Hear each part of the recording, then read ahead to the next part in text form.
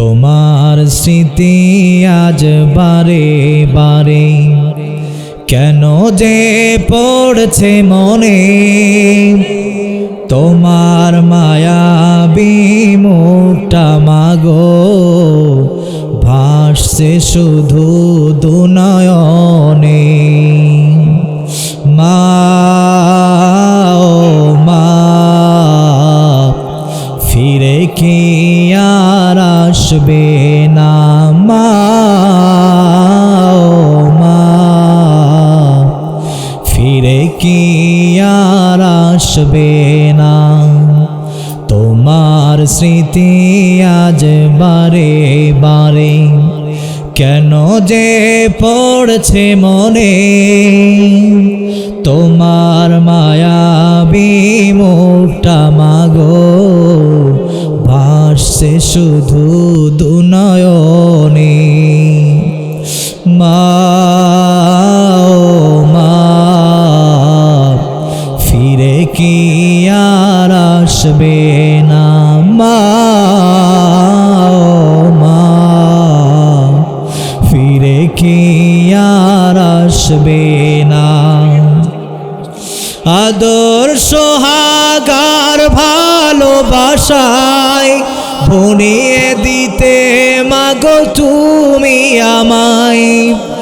আদর সোহাগার ভালোবাসায় ভুনিয়ে দিতে মাগো তুমি আমায়। আজ তুমি কোথায় হারিয়ে গেলে, আজ তুমি কোথায় হারিয়ে গেলে? একবার কি আমায় পড়ে না মনে, তোমার স্মৃতি আজ বারে বারে কেন যে পড়ছে মনে, তোমার মায়াবী মুখটা মাগো ভাসছে শুধু দুনয়নে। মা ও মা, ফিরে কি আর আসবে না? মা ও মা, ফিরে কি আর আসবে না? অবুঝে মন শুধু খুঁজে তোমাকে, কি করে বুঝায় আর পাবো না আমাকে।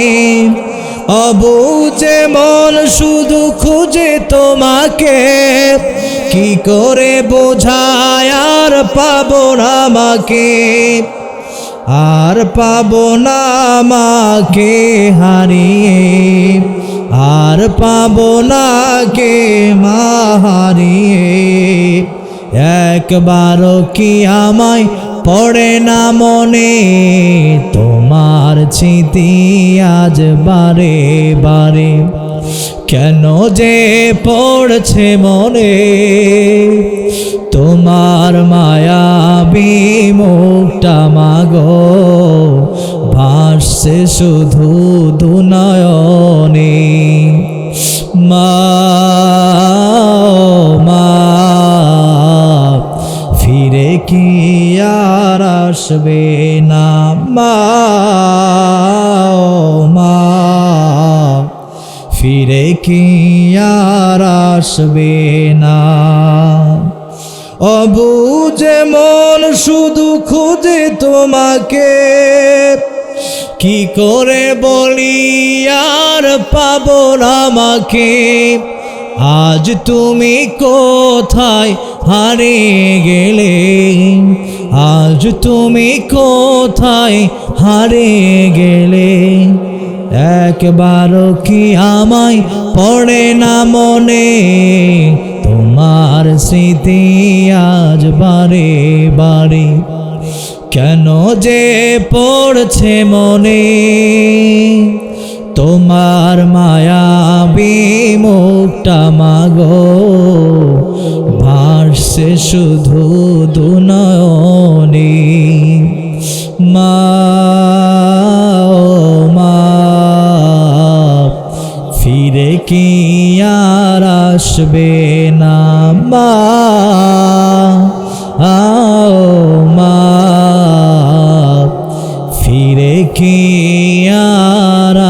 আসবে না।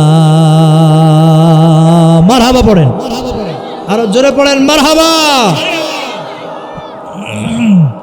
আমার প্রাণপ্রিয় দরদি ভাইয়েরা, খেয়াল করে কথাগুলো শুনতে হবে। বিশ্বনবী সাল্লাল্লাহু আলাইহি ওয়াসাল্লাম হীরা পর্বতে ধ্যানমগ্ন অবস্থায় চোখের পানিগুলো ছেড়ে আল্লাহর হাবিব বিশ্বনবী সাল্লাল্লাহু আলাইহি ওয়াসাল্লাম এক পা দুপা করে হীরা পর্বতে উঠলেন। সেজদায় পড়ে দু চোখের পানিগুলো ছেড়ে দিয়ে বুকটা ভিজায়া আল্লাহর দরবারে ক্রন্দন করছেন আর আল্লাহর কাছে বলছেন, আল্লাহ,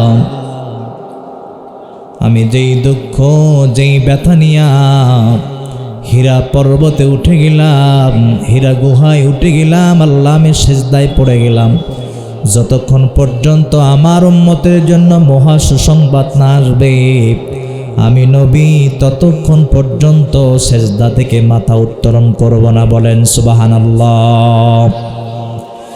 তাফসীর ইবনে কাসিরের ভিতরে ইবনে কাসির রাহিমাহুল্লাহু তাআলা তিনি তার তাফসীরের কিতাবের ভিতরে সুন্দর করে উদ্ধৃতি দিলেন, আল্লাহর গোলাম বিশ্বনবী সাল্লাল্লাহু আলাইহি ওয়াসাল্লাম যখন চোখের পানিগুলো ছেড়ে ক্রন্দন করলেন, আল্লাহ পাক বললেন, নবী আমার, দোস্ত আমার, হাবিব আমার, আপনার চোখের কান্না আমি আল্লাহ সহ্য করতে পারি না, সইতে পারি না। এই কারণে আমি আল্লাহ হীরা গুহায় ধ্যানমগ্ন অবস্থায় যে সেজদায় পড়ে আছেন, আমি আল্লাহ হেদায়েতের নূর হিসাবে আপনার উপরে 30 পারা কোরআন নাজিল করে দিলাম। আল্লাহ রাব্বুল আলামিন জিবরাইলকে বললেন, জিবরাইল যা যা যা যা, জিবরাইল যা, আর দেরি করিস না, আমার নবীকে সুসংবাদ দিয়ে দে আমি চোখের পানিগুলোকে বন্ধ করবার জন্য আমি আল্লাহ পাক তোমার কাছে একখানা আয়াত দিলাম, নবীদের কাছে যাও, কোরআন নাজিলের ধারাবাহিকতা হীরা পর্বত থেকে শুরু হয়ে যাবে। বলেন সুবহানাল্লাহ। হযরতে জিবরাইল আল্লাহ রাব্বুল আলামিনের পক্ষ থেকে একখানা আয়াত নিয়ে আসলেন, হাঁটু গেড়ে বসলেন, আল্লাহর হাবিবকে বললেন, নবী আপনি মাথা উত্তোলন করেন, চোখের পানিগুলো মুছতে থাকেন। এই মুহূর্তে রব্বুল আলামিনের পক্ষ থেকে মহা সুসংবাদ, নবী আপনি মাথা উত্তোলন করেন। নবী আমার মাথা উত্তোলন করলেন। এরপরে জিবরাইল আলাইহিস সালাতু ওয়াস সালাম বললেন, নবী আল্লাহর পক্ষ থেকে দূত হিসাবে এসেছি, একখানা আয়াত নিয়ে এসেছি, কোরআন নিয়ে এসেছি, কোরআন নাজিলের ধারাবাহিকতা শুরু হয়ে যাবে। নবীজি যে আয়াতে কারিমা আমাকে পাঠায় দেওয়া হলো, রব্বুল আলামিন পাঠায় দিয়েছেন, আপনি পড়েন, ইকরা বিসমি রাব্বিকাল্লাযী খালাক। চিৎকার মেরে পড়েন না আল্লাহু আকবার। আল্লাহর হাবিব দীর্ণ শীর্ণ হয়ে আছেন, শরীরের লোমগুলো দাঁড়িয়ে গেছে, চেহারাটা লাল হয়ে গেছে। আল্লাহর হাবিব ভয়ে জীর্ণ শীর্ণ হইয়া জিবরাইলের সামনে দাঁড়ায় আছেন, কোনো কথা বলতে পারছেন না। জিবরাইল বলেন, ও নবী আপনার কোনো ভয় নাই, আপনার কোনো পেরেশানি নাই, ইকরা আপনি পড়ুন, ইকরা আপনি পড়ুন, ইকরা আপনি পড়ুন। আল্লাহর হাবিব যখন কথা বলতে পারছিলেন না, তাফসীরে কিতাবের মধ্যে আসছে বিশ্বনবী সাল্লাল্লাহু আলাইহি ওয়াসাল্লামকে আস্তে করে বুকের সঙ্গে জড়ায় নিয়া রহমতের একটা চাপ আস্তে করে দিলেন। এরপরে জিবরাইল ছেড়ে দিলেন। এরপরে জিবরাইল বললেন, নবী আমার, আমার ঠোঁটের সঙ্গে ঠোঁটটা মিলায়া পড়তে থাকুন, ইকরা বিসমি রাব্বিকাল্লাযী খালাক। আল্লাহর হাবিব দেরি করলেন না, জিবরাইলের ঠোঁটের সঙ্গে ঠোঁটটা মিলায়া সাথে সাথেই তিনিও পড়তে থাকলেন, ওই আয়াতে কারিমা পড়ুন, আপনার প্রভুর নামে যিনি আপনাকে সৃষ্টি করেছেন। ও আল্লাহর বান্দা বান্দিরা, কোরআন নাজিলের ধারাবাহিকতা শুরু হয়ে যায়। আর আল্লাহর হাবিবকে দুনিয়ার জমিনে 4টা ডিউটি দেওয়া হয়েছিল, 4টা দায়িত্ব দেওয়া হয়েছিল। আমার পানের দরদে ভাইয়েরা, তন্মধ্যে 1 নম্বর দায়িত্ব হলো কোরআন নাজিল করে। আল্লাহ পাক বলেন, ও নবী, আপনার 1 নম্বর ডিউটি আর দায়িত্ব হলো ইয়াতুলু আলাইকুম আয়াতিহি। চিৎকার মেরে বলেন আল্লাহু আকবার। আপনার 1 নম্বর দায়িত্ব হলো আপনি কোরআন থেকে আয়াত তেলাওয়াত করবেন, কোরআনের তাফসীর করবেন, কোরআন থেকে ওয়াজ নসিহত আপনি মানুষদেরকে শোনাবেন। এটা হলো 1 নম্বর দায়িত্ব। আমি আল্লাহ তাআলা এই কোরআনের ভিতরে অ্যাটমিক পাওয়ার দিয়েছি, এমন একটা নূর, এমন একটা প্রদীপ দান করেছি। এই কোরআনের বাণী কারো কান পর্যন্ত যদি চলে যায়, কোরআনের আয়াতের তেলাওয়াতের ধ্বনি কারো হৃদয় পর্যন্ত যদি ঢুকে যায়, আমি আল্লাহ বলে দিলাম কোরআন তাদের কানে ঢোকার সাথে সাথে হৃদয়ে দোলা দিবে। আর হৃদয়ে এমন দোলা দিবে যার কারণে আমি আল্লাহ কোরআন শ্রবণ করার কারণে আমি আল্লাহ তাদেরকে আল্লাহওয়ালা, নবীওয়ালা, ঈমানওয়ালা বানায় দিব। কারণ এই কোরআনকে আল্লাহ রাব্বুল আলামিন নূর বলেছেন, আলো বলেছেন। আমার কথা নয়, রেফারেন্স ছাড়া একটা কথাও হবে না। আল্লাহ রাব্বুল আলামিন আজ থেকে ১৫০০ বছর পূর্বে বিশ্ব নবীর উপরে যেই কোরআন নাযিল করলেন, কমপ্লিট কোরআন, সেই কোরআনের ভিতরে আল্লাহ রাব্বুল আলামিন বলছেন, কিতাবুন আনজালনাহু ইলাইকা লিতুখরিজান নাসা মিনাজ-যুলুমাতি ইলান-নূর।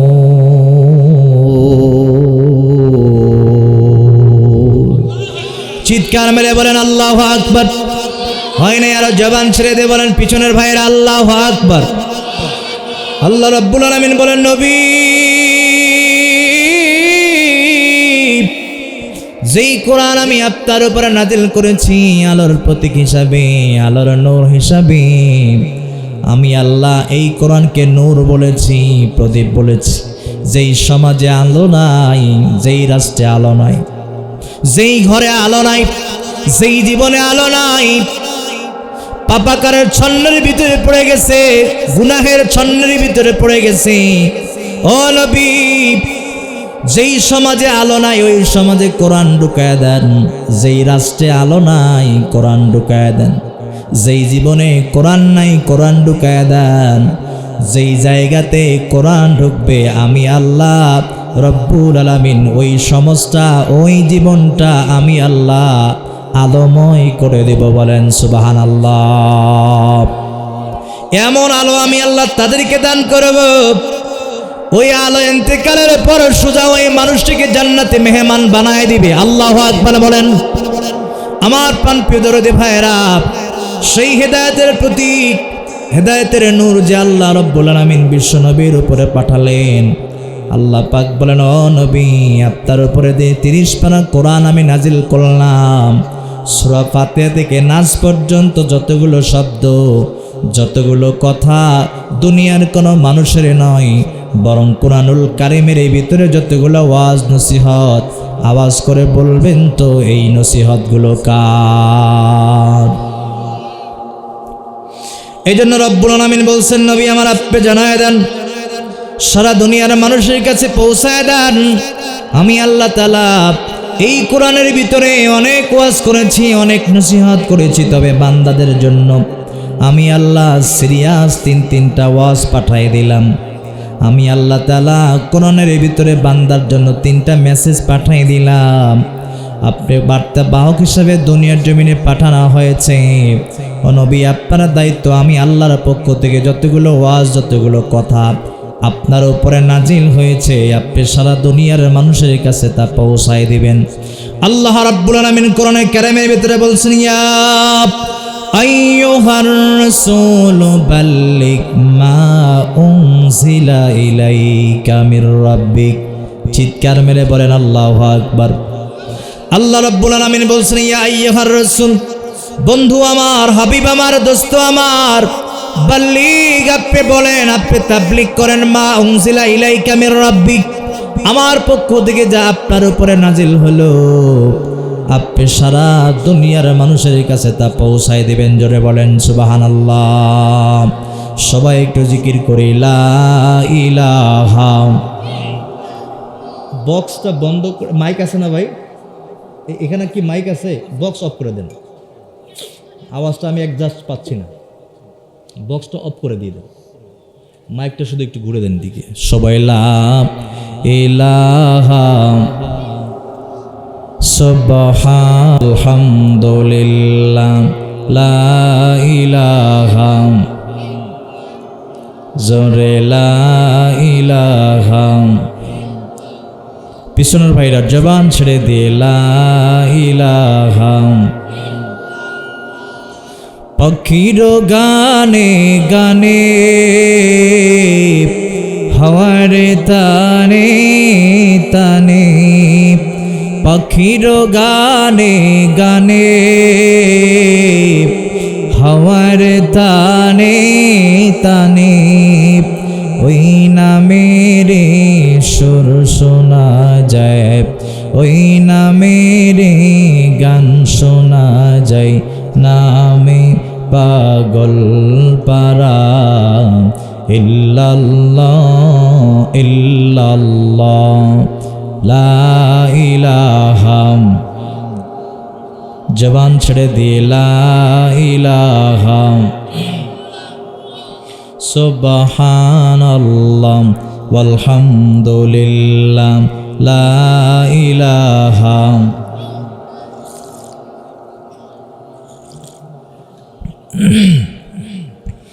লা ইলাহা লা ইলাহা ইল্লাল্লাহু মুহাম্মাদুর রাসূলুল্লাহ। চিৎকার মেরে বলেন সাল্লাল্লাহু আলাইহি ওয়াসাল্লাম। রব্বুল আলামিন বলছেন, নবী আমার, দোস্ত আমার, হাবিব আমার, আমি আল্লাহ আপনার উপরে যে হেদায়েতের বাণী নাজিল করে দিলাম, এই কোরআনের ভিতরে যতগুলো ওয়াজ, যতগুলো নসিহত, যতগুলো কথা দুনিয়ার কোনো মানুষের নয়, বরং আমি আল্লাহ আপনার উপরে যে কোরআন নাজিল করলাম, সূরা ফাতিহা থেকে যতগুলো শব্দ, যতগুলো ওয়াজ, যতগুলো নসিহত, সব আমি আল্লাহর পক্ষ থেকে কোরআনের ভিতরে ওয়াজ করে বান্দার জন্য জানায় দিয়েছি। আল্লাহ রাব্বুল আলামিন বলছেন, বান্দারে আমি আল্লাহ তোমাদের জন্য 3টা মেসেজ পাঠিয়ে দিলাম। ও নবী, আপনি সারা দুনিয়ার মানুষের কাছে জানায় দেন, নবী আমার, দুনিয়ার কোনো মানুষ যদি আমি আল্লাহর জান্নাতে যেতে চায়, জান্নাতে মেহমান হতে চায়, ও নবীজি তাদেরকে ঘোষণা আপনি জানায় দেন, 3টা কাজ করবে যারা, আমি আল্লাহ ইন্তেকালের পরে তাদেরকে জান্নাতে যাওয়ার জিম্মাদারি নিয়ে নিব। বলেন সুবহানাল্লাহ। আল্লাহ রাব্বুল আলামিন কোরআনের কারিমের ভিতরে বলছেন, ওয়া আবুদুল্লাহ ওয়া লা তুশরিকু বিহি শাইআ ওয়া বিল ওয়ালিদাইনি হাসানা। একটু আওয়াজ করে মুহাব্বতে পড়েন না আল্লাহু আকবার। আল্লাহ রাব্বুল আলামিন বলছেন, বন্ধু আমার, হাবিব আমার, আপনি জানায় দেন, 1 নম্বর নির্দেশনা, ওয়া আবুদুল্লাহ, বান্দা দুনিয়াতে যাবার পরে দুনিয়ার কোনো মানুষের নয়, দুনিয়ার কোনো নেতা নেত্রী নয়, বরং বান্দা পৃথিবীতে যাবার পরে আল্লাহর দেওয়া রিজিক ভক্ষণ করবে, কিন্তু সর্বহালতে গোলামি করবে একজনের। চিৎকার মেরে বলেন তো তিনি কে? আল্লাহ রাব্বুল আলামিন বলছেন, বান্দা আমি আল্লাহ তাআলা পৃথিবীতে তোমাদেরকে পাঠানোর টার্গেট আর উদ্দেশ্য হলো আমি আল্লাহর গোলামি করা। সুতরাং দুনিয়াতে যাবা, আল্লাহর দেওয়া রিজিক ভক্ষণ করবা, কিন্তু সর্বহালতে আমি আল্লাহর গোলামি করবা। 2 নম্বর নির্দেশনা আল্লাহ রাব্বুল আলামিন দিলেন, ওয়ালা তুশরিকু বিহি শাইআ। আল্লাহ বলেন, বান্দা 2 নম্বর নির্দেশনা, দুনিয়াতে যাবা, আমি আল্লাহর গোলামি করবা, খবরদার ইবাদতে কোনো কাজে তোমরা আল্লাহর সঙ্গে শিরিক করবা না। বলেন মারহাবা।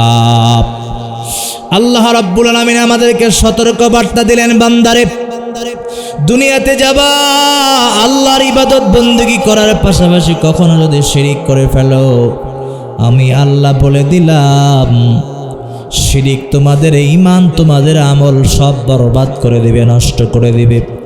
আর তোমাদের ঈমান আমল সব যদি নষ্ট হয়ে যায়, তোমরা জান্নাতে যেতে পারবা না। এই জন্য আল্লাহ রাব্বুল আলামিনের 2 নম্বর সিদ্ধান্ত হলো, বান্দা খবরদার আমি আল্লাহর সঙ্গে শিরিক করবা না। 3 নম্বর নির্দেশনা আল্লাহ রাব্বুল আলামিন আমাদের জন্য দিলেন, ওয়া বিল ওয়ালিদাইনি ইহসানা। আল্লাহ বলেন, বান্দা 3 নম্বর নির্দেশনা, পৃথিবীতে তোমরা জীবদ্দশায় তোমাদের পিতামাতার খেদমত করবা, পিতামাতার ইহসান করবা। আওয়াজ করে বলেন তো এই নির্দেশটা দিলেন কে? আমরা এই 3টা বিষয়ের উপরে আলোচনা করব, খেয়াল করেন। আল্লাহ রাব্বুল আলামিন 1 নম্বর ঘোষণা দিয়েছেন, বান্দা দুনিয়াতে যাবা, আমি আল্লাহর দেওয়া রিজিক ভক্ষণ করবা, সর্বহালতে আমি আল্লাহর গোলামি করবা। কারণ দুনিয়াতে আমি আল্লাহ তোমাদেরকে অনর্থক সৃষ্টি করে পাঠাই নাই। আল্লাহ রাব্বুল আলামিন অন্যত্র একখানা আয়াত নাজিল করে জানায়া দেন, ওয়ামা খলাকতুল জিন্না ওয়াল ইনসা ইল্লা লিয়াবুদুন। চিৎকার মেরে বলেন আল্লাহু আকবার। কেন আল্লাহকে আল্লাহ বলে ডাক দিবেন না? ইমাম ফখরুদ্দীন রাজি রহমাতুল্লাহি আলাইহি তিনি তার তাফসীরের কিতাবের ভিতরে উল্লেখ করেন, দুনিয়ার কোন মুমিন মুত্তাকি আল্লাহর বান্দা বান্দি যখন আমি আল্লাহকে আল্লাহ বলে ডাক দিয়ে দেয়, আল্লাহ বলেন আমি আল্লাহ এত খুশি হয়ে যাই। আমি আল্লাহ আল্লাহ বলে ডাক দিবার কারণে আমি আল্লাহকে সন্তুষ্ট করবার জন্য যখন কোনো বান্দা বান্দি একবার বলে আল্লাহ, আমি আল্লাহ এত খুশি হয়ে যাই। প্রথমত আমি আল্লাহকে আল্লাহ বলে ডাক দিবার কারণে আমি আল্লাহ ওই বান্দা বান্দির জিন্দেগির বিগত জীবনের সব গুনাহগুলো মাফ করে দেই। আল্লাহ বলেন, বান্দা দুনিয়াতে তুই তোর মাকে মা বলে ডাক দিবার কারণে তোর মার আত্মা যেমন শীতল হয়ে যায়, দুনিয়াতে তোর বাবাকে বাবা বলে ডাক দিবার কারণে তোমার বাবার আত্মা যেমন ঠান্ডা হয়ে যায়, ঠিক তেমনি ভাবে দুনিয়াতে কোনো গোলাম যখন আমি আল্লাহকে আল্লাহ বলে ডাক দিয়ে দেয়, আমি আল্লাহ এত খুশি হয়ে যাই, যার কারণে আমি আল্লাহ বান্দার 4 ইঞ্চি কপালে জান্নাতের একটা সিট বরাদ্দ করে দেই। জোরে বলেন সুবহানাল্লাহ। জান্নাত চির সুখের ঘর, জান্নাত চির সুখের ঘর, যদি জানতে ওগো তুমি, মায়া ঘেরা রঙিন পৃথিবী নয়তো সুখের কোনি, মায়া ঘেরা রঙিন পৃথিবী নয়তো সুখের কোনি। জান্নাত পাওয়ার সহজ পথ সে তো শহীদি মরণ, জান্নাত পাওয়ার সহজ পথ সে তো শহীদি মরণ। লিল্লাহে তাকবীর। আল্লাহর বান্দা বান্দিরা সেই জান্নাতের নিয়ামত ভোগ করবার আশায়, জান্নাতে যাবার আশায় যখন সুযোগ পাবো একজনের নাম নিব, চিৎকার মেরে বলেন তো তিনি কে? সবাই আওয়াজ করে বলেন আল্লাহু আকবার। আল্লাহ রাব্বুল আলামিন কুরআনুল কারীমের ভিতরে জানায়া দেন, নবী আমার আপনি সারা দুনিয়ার মানুষকে জানায়া দেন, ওমা খলাকতুল জিন্না ওয়াল ইনসা ইল্লা লিয়াবুদুন। আমি আল্লাহ জিন এবং মানুষকে সৃষ্টি করেছি আমি আল্লাহর গোলামি করবার জন্য, আল্লাহর দাসত্ব করবার জন্য। অনর্থক কোনো মাখলুককে আমি আল্লাহ সৃষ্টি করে পাঠাই নাই, বরং প্রত্যেকটা মাখলুকের দায়িত্ব কাজ জোরে বলেন তো আছে না নাই? এই আয়াতের তাফসীর করতে গিয়া তাফসীরের কিতাবের ভিতরে উল্লেখ করেন, এই দুনিয়াতে আমার আল্লাহ শুধু জিনদেরকে পাঠান নাই, বরং জিনদেরকে সৃষ্টি করার পূর্বে আমার আল্লাহ এই দুনিয়াতে একটা জাতি সৃষ্টি করে পাঠিয়েছিলেন। তাফসীরের ভাষায় আসছে তাদের নাম আল-হিন আল-বিন। আল-হিন আল-বিনকে দুনিয়ার জমিনে পাঠানো হলো। আল্লাহ বলেন, তোমাদেরকে দুনিয়ার জমিনে পাঠিয়ে দিলাম আমি আল্লাহর গোলামি করবার জন্য, আমি আল্লাহর দাসত্ব করবার জন্য, অনর্থক দুনিয়াতে পাঠাই নাই। সুতরাং দুনিয়াতে যাবার পরে তোমরা আমি আল্লাহর গোলামি করব। আমার পানের ভাইরা, আল হিন আল বিন্নে দুনিয়ার জমিনে পাঠায় দেওয়া হলো। তারা আল্লাহর দাসত্ব করে নাই, আল্লাহর গোলামি করে নাই, যার কারণে আমার আল্লাহ দুনিয়া থেকে তাদেরকে নির্বংশ করে দিয়েছেন। বলেন নাউজুবিল্লাহ। এরপরে আল্লাহ রাব্বুল আলামিন জিনদেরকে সৃষ্টি করে পাঠালেন দুনিয়ার জমিনে।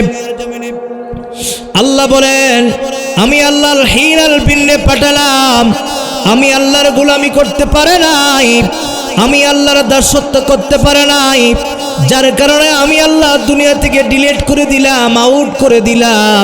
এরপরে তোমাদেরকে সৃষ্টি করে পৃথিবীতে পাঠালাম। তোমরা দুনিয়াতে যাবার পরে আল্লাহর দেওয়া রিজিকে তোমরা আল্লাহর গোলামি করবা।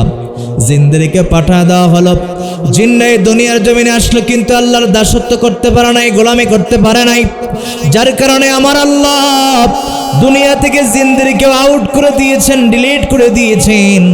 এরপরে জাহান্নামের নিমজ্জিত আগুনে দাও দাও করে নিক্ষিপ্ত করে দিয়েছে।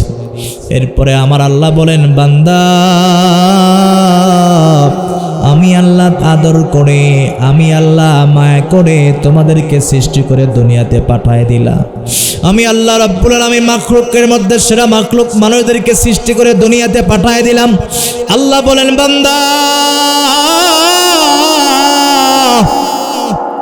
আমি আল্লাহ কত সুন্দর হাত দিলাম, কত সুন্দর পা দিলাম, দেখার মতো চক্ষু দিলাম, শোনার মতো কান দিলাম, আবার বোঝার মতো মস্তিষ্ক দিলাম। বান্দারে, দুনিয়াতে আমি আল্লাহ তোমাদের ইবাদতের উপযুক্ত করে পাঠাই দিলাম, যাতে করে আমার বান্দা দুনিয়াতে যাবার পরে দুনিয়ার কোনো মানুষের নয়, বরং আমি আল্লাহর ইবাদত করবে। এই টার্গেট নিয়ে আপনাকে আমাকে দুনিয়ার জমিনে আল্লাহ পাঠাই দিলেন। আর আল্লাহ সতর্ক করলেন, বান্দা দুনিয়াতে গোলামি করবা আল্লাহর, তোমার জন্য আল্লাহর জান্নাত অবধারিত। আর যদি আল্লাহর গোলামি করতে না পারো, শয়তানের গোলামি করো। আল্লাহ পাক বলেন, তোমাদের জন্য জাহান্নামের আগুন আমি আল্লাহ প্রস্তুত করে রেখেছি। বলেন নাউজুবিল্লাহ। কি আমল করেছো বলো না, জান্নাতে যাওয়ার হলো না। বলেছিলাম আমি ভুলো না আমায়, তবু কেন ভুলে গেলে দুনিয়ার মায়ায়। কি আমল করেছো বলো না, জান্নাতে যাওয়ার হলো না। ঠিক কিনা জোরে বলেন, আরো চিৎকার মেরে বলেন কথা ঠিক কিনা। আল্লাহর চূড়ান্ত সিদ্ধান্তগুলো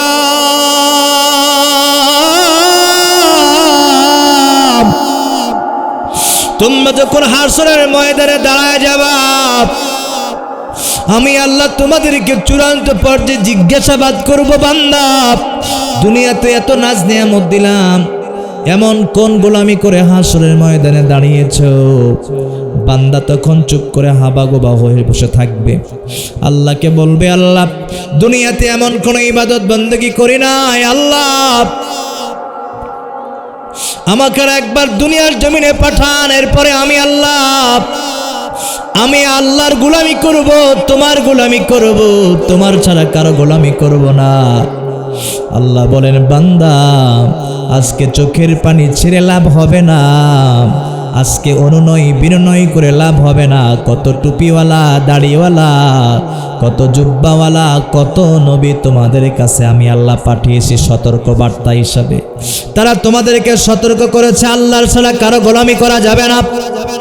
কত আলেম তোমাদের দ্বারে দ্বারে গিয়েছে, দাওয়াত দিয়েছে আল্লাহ ছাড়া কারো গোলামি করা যাবে না। তোমরা সেটাকে মূল্যায়ন করো নাই, গুরুত্ব দাও নাই, যার কারণে তোমরা আজকে জাহান্নামের আগুনে নিক্ষিপ্ত হবে। সুতরাং বান্দারে, ইবাদত যদি আমি আল্লাহর করো, তোমাদের 4 ইঞ্চি কপালে জান্নাতের সিট বরাদ্দ হবে।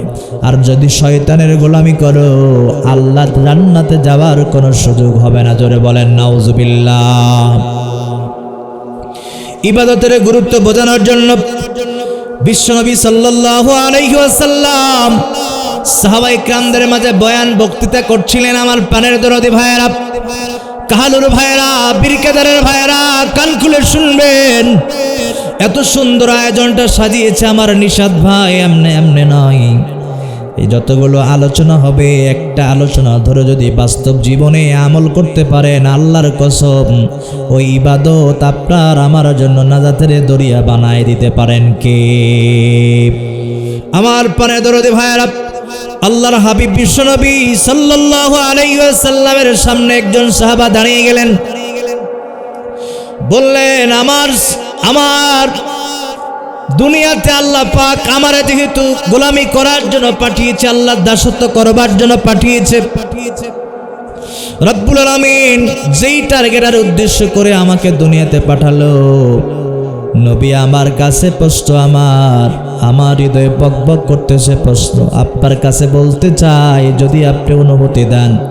আল্লাহর হাবিব বলেন, কি প্রশ্ন তুমি বলো। হযরত আবু হুরায়রা রাদিয়াল্লাহু তাআলা আনহু বললেন, নবী আমার জানার বিষয় হলো, এই দুনিয়াতে যত ইবাদত বন্দেগী আল্লাহ পাক আমাদের জন্য নির্ধারণ করে দিয়েছে, আমি জানতে চাই কোন ইবাদত দিয়ে আমার ইবাদতের জিন্দেগি শুরু করব।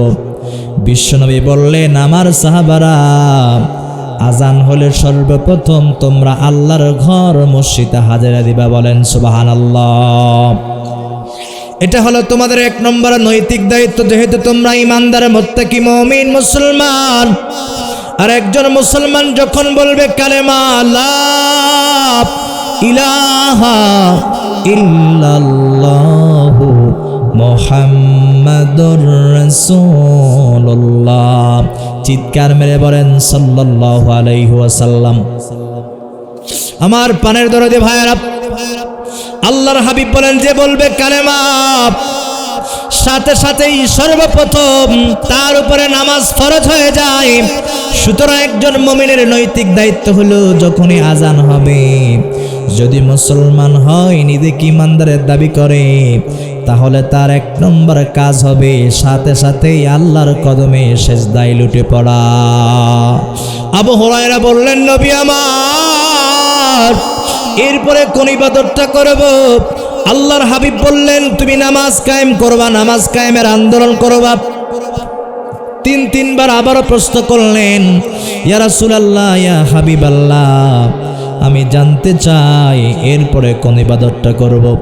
আমার পানের দরদে ভাইরা, বিশ্বনবী সাল্লাল্লাহু আলাইহি ওয়াসাল্লাম আবারও বললেন, আবু হুরায়রা, তোমার 1 নম্বর দায়িত্ব আজান হলেই তুমি আল্লাহর ঘর মসজিদে হাজিরা দিবা। বলেন না মারহাবা। মুহাদ্দিস ইকরাম লেখেন, নামাজের গুরুত্ব বোঝানোর জন্য আল্লাহর হাবিব 1বার নামাজের কথা বলে নাই, 2বার নামাজের কথা বলে নাই, বরং 3বার জিজ্ঞাসা করা হলো। 3বারই আল্লাহর হাবিব বললেন, আজান হলে তুমি আল্লাহর ঘর মসজিদে হাজিরা দিবা, নামাজ দিয়া তোমাদের গোলামের জিন্দেগি শুরু হবে। বলেন আল্লাহু আকবার। আমার পানের দরদে ভাইরা, সুতরাং সিদ্ধান্ত হলো, একজন মানুষ ঈমান গ্রহণ করার পরে তার 1 নম্বর দায়িত্ব কাজ হলো, প্রথমত সে আল্লাহর ঘর মসজিদে হাজিরা দেবে, ঠিক কিনা? যখন কাউকে নামাজের দাওয়াত দেওয়া হলো, নামাজের কথা বলা হলো, তারা তখন আস্তে করে বলে দেয়, নামাজ না পড়লে কি হবে, আমাদের ঈমান ভালো আছে। কথা ঠিক কিনা বলেন? সমাজে এমন লোক নাই, নামাজ না পড়লে কি হবে, আমার ঈমান ভালো আছে। এরা হলো টাটকা মুনাফিক, নাউজুবিল্লাহ পড়েন। এরা আবু জেহেলের দালাল, উতবা সাইবা মুগিরার দালাল। তারাও বলেছিল এই স্লোগানে। সম্মানিত প্রিয় ভাইরা, আল্লাহর হাবিবের ঘোষণা, ঈমানের সম্পর্ক নামাজের সাথে, নামাজের সম্পর্ক ঈমানের সাথে, ঠিক কিনা বলেন? সুতরাং আল্লাহর গোলামেরা যারা বলবে নামাজ লাগে না, রোজা লাগে না, হজ লাগে না, যাকাত লাগে না, ঈমান ভালো আছে, আল্লাহর কসম করে বলছি, যার ভিতরে নামাজ নাই সে কোনোদিন প্রকৃত মুমিন হতে পারে না, ঈমানদার হতে পারে, ঠিক কিনা? রাসূলের বয়োবৃদ্ধ সাহাবা হযরত আবু বকর সিদ্দিক রাদিয়াল্লাহু তাআলা আনহু তিনি বর্ণনা করেন, মসজিদে নববী থেকে হযরত বেলাল যখন স্মৃতিমধুর কণ্ঠের আজান দিত, আজান শোনার সাথে সাথে মুমিন মুসলমানরা, ইমানদারেরা দলে দলে আল্লাহর ঘর মসজিদে নববীতে আমরা হাজিরা দিয়ে সালাত আদায় করেছি। বলেন সুবহানাল্লাহ। আল্লাহর হাবিব বলেন, কোন ব্যক্তি যদি মুমিন হয়ে যায়, নিজেকে মুমিন দাবি করে, ইমানদার দাবি করে, যদি তার কানে আজান চলে আসে, সেই মুমিন কখনো নিজেকে স্থির রাখতে পারবে না যতক্ষণ পর্যন্ত না আল্লাহর ঘরে হাজিরা দিয়েছে, আল্লাহর কদমে সেজদা দিয়েছে, ততক্ষণ পর্যন্ত তাদের হৃদয়গুলো শান্ত হবে না। বলেন সুবহানাল্লাহ।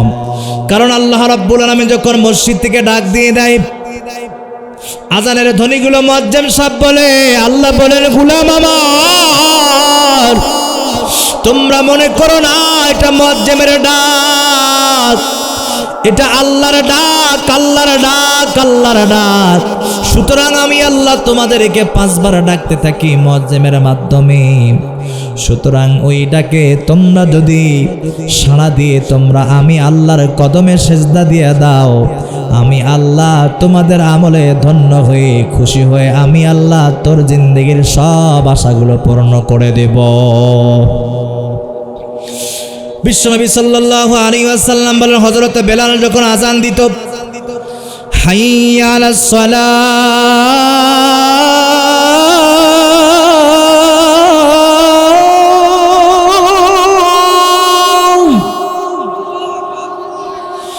হাইয়া আলাল ফালাহ,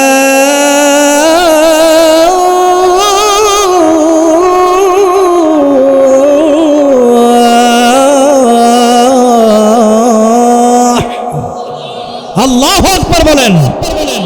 আজানের শব্দগুলো ভালো লাগে নাকি খারাপ লাগে? রব্বুল আলামিন বলেন, নবী আপনি জানা দেন যাদের হৃদয়ে আজানের বাক্যগুলো দোলা দিবি, কানে আঘাত করবে, আমার বান্দা যদি আমি আল্লাহরে ভালোবাসে, দুনিয়ার সব কাজগুলো ফেলে দিয়া তারা আল্লাহর কদমে সেজদায় লুটে পড়বে। বলেন সুবহানাল্লাহ। মসজিদের পাশে আমার কবর দিও ভাই, যেন গুরু হতেও মুয়াজ্জিনের আজান শুনতে পাই। মসজিদের পাশে আমার কবর দিও ভাই। আলহামদুলিল্লাহ পড়েন। জাতীয় পর্যায়ের কবি কবি নজরুল ইসলাম, এটা আমার কথা নয়, এটা কোরআনের কথা। কাজী নজরুল ইসলাম সেই কোরআনের আয়াত নিয়ে গবেষণা করেছেন আর আল্লাহর কাছে ব্যক্ত করে হৃদয়ের কথাগুলো বলেছেন। রব্বুল আলামিন সূরা বাকারার ভিতরে জানায় দেন, ওয়াস্তাঈনু বিস-সাবরি ওয়াস-সালাম। আল্লাহ বলেন, বান্দা ধৈর্য এবং নামাজের মাধ্যমে তোমরা আমি আল্লাহর কাছে চাও। ধৈর্য এবং নামাজের মাধ্যমে যারা আল্লাহর কাছে চাইবে, হৃদয়ে যত চাওয়া আছে সব চাওয়াগুলো পূরণ করবেন। একজন জোরে বলেন তো তিনি কে? এই জন্য জাতীয় পর্যায়ের কবি কবি নজরুল ইসলাম তাহাজ্জুদের নামাজে দাঁড়িয়ে গেলেন, নামাজে অঝর নয়নে কাঁদলেন আর আল্লাহর কাছে বললেন, আল্লাহ তুমি তো নিজেই বলেছ যেই বান্দা ধৈর্য নিয়ে নামাজে দাঁড়াবে, নামাজের ভিতরে যতগুলো কথা আমি আল্লাহর সঙ্গে চুক্তি হবে সব কথাগুলো আপনি পূরণ করবেন। আল্লাহ আমি এমন কিছু চাই না আমি ইন্তেকাল করলেই মসজিদের পাশে যেন কবর হয়ে যায়। বগুড়া জেলার ভাইরা আওয়াজ করে বলবেন, কাজী নজরুল ইসলামের কবরটা মসজিদের পাশেই আছে না নাই? শোনো শোনো ইয়া ইলাহি আমার মুনাজাত, শোনো আমার মুনাজাত, শোনো শোনো ইয়া ইলাহি আমার মুনাজাত, শোনো আমার মুনাজাত। যেন কানে শুনি সদা তোমারি কালাম, হে খোদা চোখে যেন দেখি শুধু কোরআনের আয়াত, শোনো আমার মোনাজাত। শোনো শোনো ইয়া ইলাহি আমার মোনাজাত, শোনো আমার মোনাজাত। সবাই বলেন আমিন, আর জোরে বলেন আমিন। কেউ যদি নামাজে দাঁড়ায় যায় আর চোখের পানিগুলো ছেড়ে কাঁদে, আল্লাহ পাক বলেন ও নবী আপনি তাদেরকে জানায় দেন, নামাজের ভিতরে চোখের পানিগুলো ছেড়ে যারা কাঁদবে, চোখের পানিগুলো নাকের ডগাতে পৌঁছার পূর্বে আমি আল্লাহ তার জিন্দেগির সব হৃদয়ের কথাগুলো কবুল করে নেব। বলেন সুবহানাল্লাহ। আমার দোয়া কবুল হয় না, দোয়া কবুল না হওয়ার পিছনে সবচেয়ে বড় কারণ হলো আমাদের ধৈর্য নাই, আমাদের নামাজ নাই, ঠিক কিনা বলেন? এই জন্য প্রথমত ইবাদতের জিন্দেগি শুরু হবে নামাজ দিয়া। যার জীবনে নামাজ নাই সে কখনো আল্লাহর জান্নাতে যেতে পারবে না। আমার প্রাণপ্রিয় দরদি ভাইরা, নামাজের গুরুত্ব বুঝাইতে গিয়া আল্লামা তকি ওসমানী দামাত বারকাতুহুল আলিয়া পাকিস্তানের একজন বড় আলেম সুন্দর একটা ঘটনা উদ্ধৃতি দিয়েছেন, খেয়াল করেন। আমার প্রাণপ্রিয় দরদি ভাইরা, আল্লাহর ওলি আব্দুল্লাহ ইবনে মুবারক রাহমাতুল্লাহি আলাইহি দুনিয়া থেকে ইন্তেকাল করলেন, কবরে যাত্রী হয়ে গেলেন। যেদিন তিনি ইন্তেকাল করলেন ওই রাত্রি বেলায় রাত্রে স্বপ্নে খ্বাবে একজন শাগরেদের সঙ্গে দেখা হয়ে গেল, একজন মুরিদের সঙ্গে দেখা হয়ে গেল। তার শাগরেদ জিজ্ঞাসা করতেছেন, ও আল্লাহর ওলি আব্দুল্লাহ ইবনে মুবারক, আমি জানতে চাই আল্লাহ আপনার সাথে কেমন আচরণ করেছে। আব্দুল্লাহ ইবনে মুবারক বলেন, আল্লাহ আমার সাথে খারাপ আচরণ করে নাই, বরং আল্লাহ আমার সাথে ভালো আচরণ করে আল্লাহ আমারে জান্নাত বড় কোণ দিয়েছে। বলেন সুবহানাল্লাহ। শোনয় রে বেনামাজি, শোনয় রে বেনামাজি, শোন দিয়া মন ছেড়ে তোমার যেতে হবে সুন্দরে ভুবন, ছেড়ে তোমায় যেতে হবে সুন্দরে ভুবন। শোনয় রে বেনামাজি, শোনয় রে বেনামাজি, শোন দিয়া মন ছেড়ে তোমায় যেতে হবে সুন্দরে ভুবন, ছেড়ে তোমায় যেতে হবে সুন্দরে ভুবন। কথা ঠিক কিনা? আব্দুল্লাহ ইবনে মুবারক বললেন, শাগরেদ আমার, আল্লাহ আমার সাথে শুধু ভালো আচরণ করে নাই, বরং আল্লাহ পাক আমাকে জান্নাত বড় কোণ দিয়েছে। তবে আমার আফসোস হয়, আমার পরিতাপ হয় এই কারণে, আল্লাহ পাক আমারে জান্নাত দিয়েছে, আমি খুব খুশি, কিন্তু আমার আফসোস হয় আমি হতবাক হয়ে গেছি। আল্লাহর একজন বান্দা আমার বাড়ির পাশে যেই কামার ছিল, সেই কামারও ইন্তেকাল করেছেন, কবরে যাত্রী হয়ে গেছে। এই দুনিয়াতে আল্লাহ পাক কামারকে এত বেশি পছন্দ করেছে, যার কারণে আমি আব্দুল্লাহ ইবনে মুবারকের চাইতে দুনিয়ার সাধারণ একজন কামারকে বড় জান্নাত দান করে দিয়েছে। বলেন সুবহানাল্লাহ। কিতাবের মধ্যে আসছে, এতটুকু স্বপ্ন দেখলেন, তার স্বপ্ন ভেঙে গেল, তার ঘুম ভেঙে যায়, ফজরের আজান হয়ে যায়। আল্লাহর বান্দা ফজরের নামাজ যখন সমাপ্ত হয়ে গেল, সূর্য উদিত হলো, আল্লাহর বান্দার আর ঘুম হয় না। তিনি হাঁটতে হাঁটতে চলে গেলেন কামারের বাড়িতে। কামারের বাড়িতে যাবার পর তিনি ভিতর থেকে নয় বরং বাহির থেকে, আমার প্রাণের ভাইরা, তিনি বাড়ি থেকে লক্ষ্য করে বলছেন, এই বাড়িতে কেউ আছে কিনা।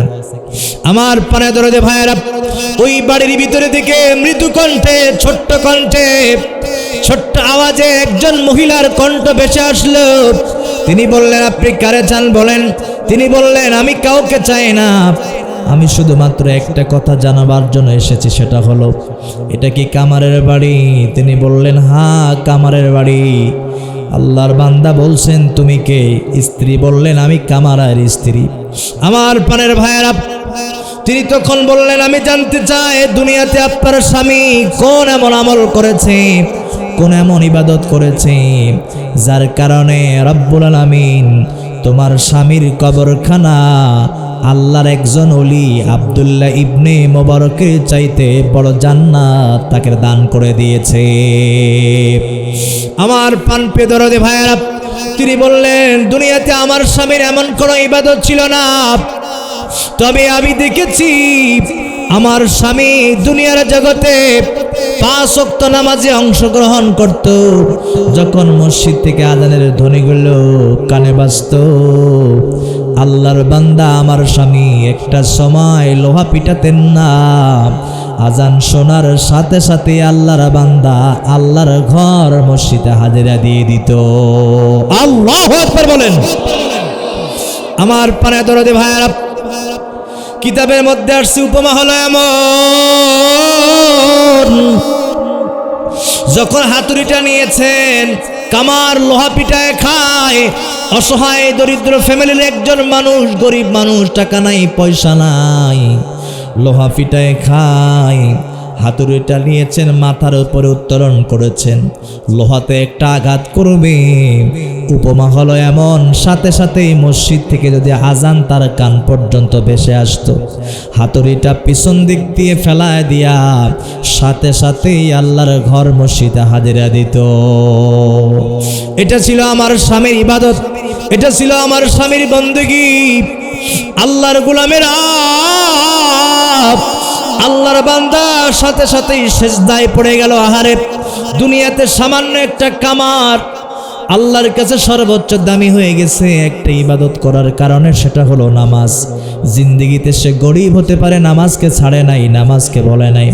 আল্লাহ পাক বলেন বান্দা, তোমার চোখ না থাকার কারণে মানুষ তোমাকে অন্ধ বলতে পারে, চেহারাটা কালো হবার কারণে মানুষ তোমাকে অপছন্দ করতে পারে, তোমার হাত নাই পা নাই বলে তোমাকে ন্যাংলা লুলা বলতে পারে, কিন্তু তুমি শুনে রাখো দুনিয়ার কোনো মুমিন মুত্তাকি বান্দা যে শ্রেণীর হোক না কেন, তার জিন্দেগিতে যদি 5 ওয়াক্ত নামাজ থাকে, আমি আল্লাহ বলে দিলাম ওই মানুষটার দাম আমি আল্লাহর ফেরেশতার চাইতেও বৃদ্ধি হয়ে যায়। আল্লাহু আকবার বলেন।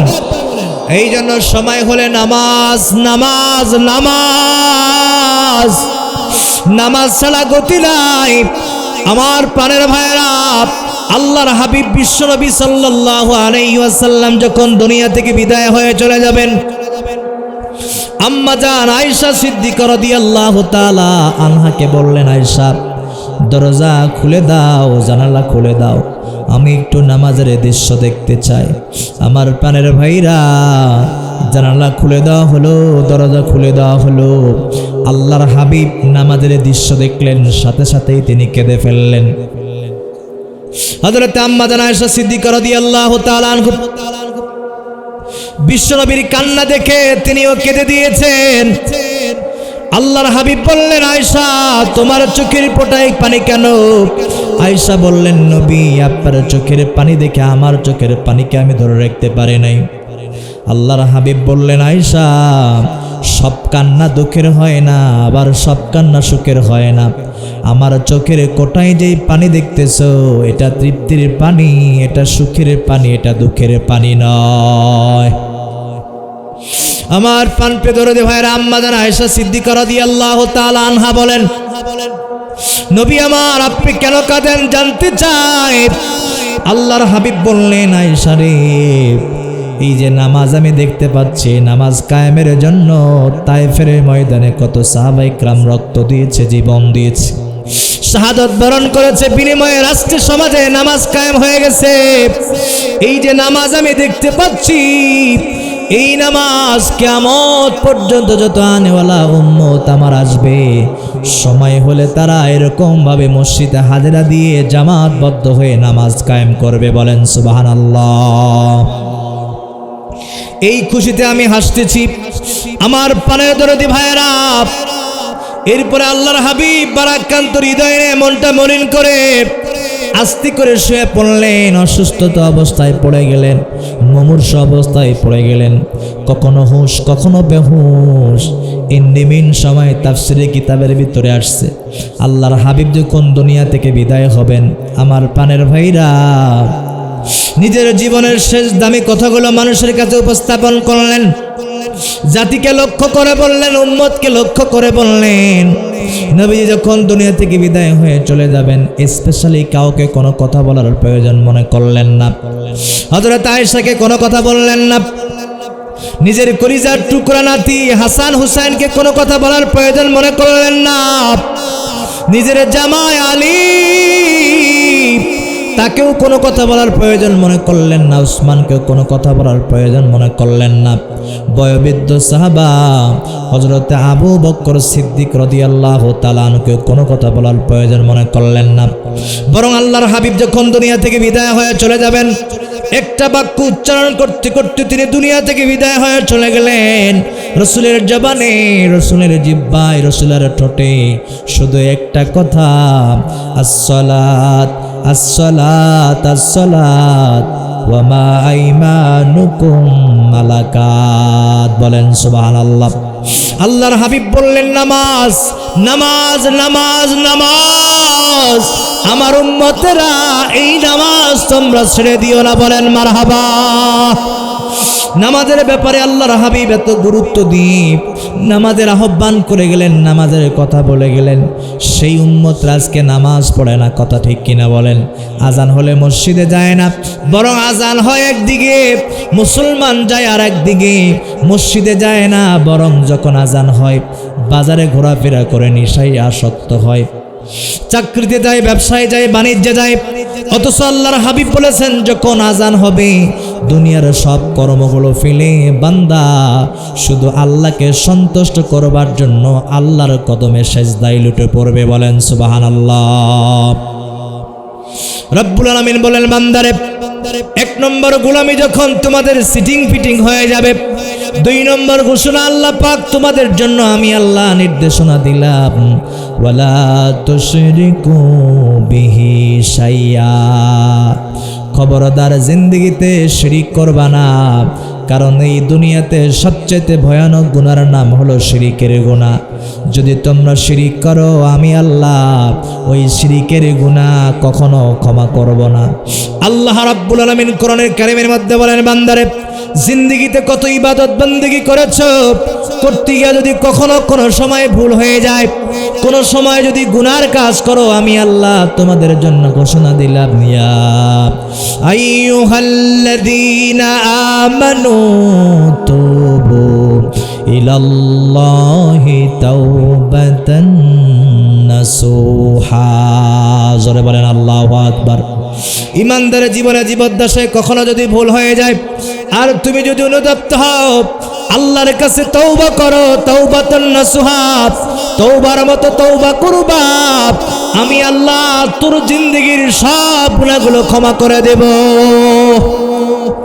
এমনকি সমুদ্রের ফেনা সমতুল্য যদি তোমাদের গুনাহ হয়ে যায়, আমি আল্লাহ সেই গুনাহগুলো ক্ষমা করব। কিন্তু সাবধান, শিরিকের গুনাহ আমি আল্লাহ কখনো ক্ষমা করব না। এজন্য বান্দা জিন্দেগিতে প্রয়োজনে জীবন দিবা, রক্ত দিবা, শাহাদত বরণ করবা, তারপরও কখনো শিরিক করবা না। বলেন মারহাবা। হযরত ইব্রাহিম আলাইহিস সালাতু ওয়াস সালাম আমাদের একজন পয়গম্বর, যাকে জাতির পিতা বলা হয়, তিনি কখনো শিরিক করেন নাই, শিরিকের সঙ্গে আপোষ করেন নাই। আমার প্রাণের ভাইয়েরা, যার কারণে আল্লাহ রাব্বুল আলামিন দুনিয়াতে আল্লাহর কাছে সবচেয়ে প্রিয় হয়ে গেছেন। আমার প্রাণের দরদী ভাইয়েরা, হযরত ইব্রাহিম আলাইহিস সালাতু ওয়াস সালামকে আল্লাহ পাক বড় বড় 5টা পরীক্ষা করেছিলেন। এই 5টা পরীক্ষায় তিনি উত্তীর্ণ হয়েছেন। বলেন না সুবহানাল্লাহ। আমার প্রাণের দরদী ভাইয়েরা, এই জন্য ইব্রাহিম আলাইহিস সালাতু ওয়াস সালামকে আল্লাহ পাক 86 বছর বয়সে একটা সন্তান দান করলেন, নাম হলো ইসমাইল। খেয়াল করেন, কারণ 86 বছর বয়সে, 82 বছর বয়সে 75 বছর বয়সে তিনি দুনিয়ার মানুষের কাছে সন্তান চান নাই, তিনি সন্তান চেয়েছেন একজনের কাছে। জোরে বলেন তো তিনি কে? যখন তিনি আল্লাহর কাছে সন্তান চাইলেন, আল্লাহ রাব্বুল আলামিন বললেন, ইব্রাহিম তুমি শিরিক করো নাই, শিরিকের সঙ্গে আপোষ করো নাই, তুমি মাজারে সেজদা দাও নাই, মাজারে চাও নাই, তুমি দুনিয়ার কোনো মানুষের কাছে চাও নাই, তুমি আল্লাহর কাছে চেয়েছো। এজন্য আমি আল্লাহ তোমারে দোয়া শিখিয়ে দিলাম, তুমি পড়ো, রব্বি হাবলি মিনাস সলিহিন। এটা হলো ইব্রাহিম আলাইহিস সালামের সুন্নাত। আমার প্রাণের দরদি ভাইরা, আমার মুসলমানেরা, কেউ যদি এইভাবে আল্লাহ তাআলার কাছে সন্তান চায়, আল্লাহ ছেলে হোক আর মেয়ে হোক না কেন, তুমি যেটা দিবা আমি সেটাতেই সন্তুষ্ট। ছেলে হলেও যেন নেককার হয়, মেয়ে হলেও যেন নেককার হয়, বলেন না মারহাবা। এই দোয়া কেউ যদি আমরা করতে পারি, আল্লাহর কসম করে বলতে পারি, এই দোয়া যদি দুনিয়ার কোনো মানুষ করে, আল্লাহর কসম কোনো ঘরে ডিপজল মার্কা সন্তান জন্মগ্রহণ করবে না, ঠিক কিনা? কিন্তু আমরা যখন সন্তান চাই, আল্লাহর কাছে আগেই নিয়ত করে ফেলছি, সন্তান একটা হলে এমপি বানাবো, মন্ত্রী বানাবো, ডাক্তার বানাবো, এই নিয়ত করেছি, সন্তানটা নেককার হোক, এটা আমরা চাই নাই। যার কারণে আমাদের ঘরে, আমাদের পরিবারে এক একজন ডিপজল জন্ম নিছে। সেই ডিপজলের ছুরির আঘাতে মাও বিদায়, বাবাও দুনিয়া থেকে বিদায়, এমন নজির আমাদের বাংলার জমিনে আছে না নাই? আমার প্রাণের দরদি ভাইয়েরা, এই জন্য যখন সন্তান চাইব, নেককার সন্তান চাইব, আর সেটা দুনিয়ার কারো মানুষের কাছে নয়, বরং জীবনে যখন যেটা প্রয়োজন, যা প্রয়োজন, আমরা একজনের কাছে চাইব। জোরে বলেন তো তিনি কে?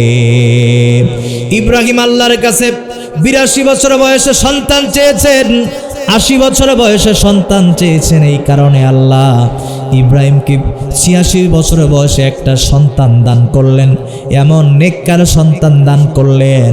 বাবার ওরসে যেই সন্তানকে আল্লাহ পাঠায় দিলেন, ওই সন্তানকে যুগের শ্রেষ্ঠ পয়গম্বর ইসমাইল বানায় দিয়েছেন, বলেন সুবহানাল্লাহ। আল্লাহ রাব্বুল আলামিন সতর্ক করে দিলেন, খবরদার তোমরা যদি জান্নাতে যেতে চাও, তাহলে আমি আল্লাহর সঙ্গে শিরিক করবে না। 3 নম্বর নির্দেশনা আল্লাহ পাক আমাদের জন্য দিলেন, বান্দারে সিরিয়াস নির্দেশনা হলো, আবিল ওয়ালিদাইনি ইহসানা, তোমরা তোমাদের পিতামাতার খেদমত করবা। আওয়াজ করে বলেন তো এই নির্দেশটা দিয়েছেন কে? যেখানে আল্লাহ তাআলা নিজের গোলামির কথা বলেছেন, নিজের ইবাদতের কথা বলেছেন, ইবাদতের গুরুত্ব সম্পর্কে আলোচনা করেছেন, সেই জায়গাতে আল্লাহ পাক ইবাদতের পরেই মা বাবার খেদমতের কথা বলেছেন। আল্লাহু আকবার বলেন। আমার পানে দরদি ভাইয়েরা, আল্লাহ রাব্বুল আলামিন অন্যতর একটা আয়াতে কারিমা নাজিল করে জানায় দেন, ওয়াকাদা রাব্বুকা আল্লা তা'বুদু ইল্লা ইয়্যাহু ওয়া বিল ওয়ালিদাইনি ইহসানা। এখানে আল্লাহ তাআলা বলেন, বান্দা গোলামি করবা আমি আল্লাহর, আর সর্বহালতে তোমাদের মা বাবার খেদমত করবা। আমার প্রাণের দরদি ভাইরা, আল্লাহর ইবাদতের পরে কোনো পীরের খেদমতের কথা আল্লাহ বলে নাই, আল্লাহর ইবাদতের পরে কোনো নবীর খেদমতের কথা বলা হয় নাই, আল্লাহর ইবাদতের পরে কোনো আলেমের খেদমতের কথা বলা হয় নাই, আল্লাহর ইবাদতের পরে কোনো নেতা নেত্রী খেদমতের কথা আল্লাহ বলেন নাই, বরং আল্লাহ পাক আল্লাহর ইবাদতের পরে মা বাবার খেদমতের কথা বলেছেন, বলেন সুবহানাল্লাহ। আল্লাহর হাবিব বলেন, হুমা জান্নাতুকা ওয়া নারুকা, পিতামাতা তোমাদের জন্য জান্নাত, আবার একইভাবে পিতামাতা তোমাদের জন্য জাহান্নাম। পিতামাতার সন্তুষ্টি আল্লাহর সন্তুষ্টি মাগো,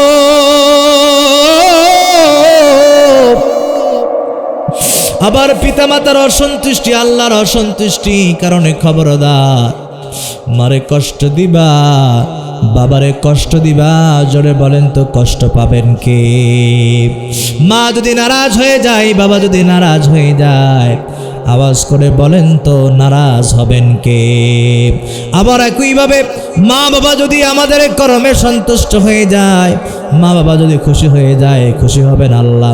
এই জন্য আল্লাহর হাবিব বললেন, আমার সাহাবারা, তোমাদের প্রত্যেকটা ঘরে আল্লাহ 2টা জীবন্ত জান্নাত দান করেছে। সাহাবা ইকরাম বললেন, রাসূলুল্লাহ ইয়া হাবিবাল্লাহ, আমরা জানতে চাই জীবন্ত জান্নাত কারা? আল্লাহর হাবিব বললেন, আমার সাহাবারা, তোমাদের ঘরে আল্লাহ পাক 2টা নিয়ামত দান করেছে। 1 নম্বর মা, 2 নম্বর বাবা।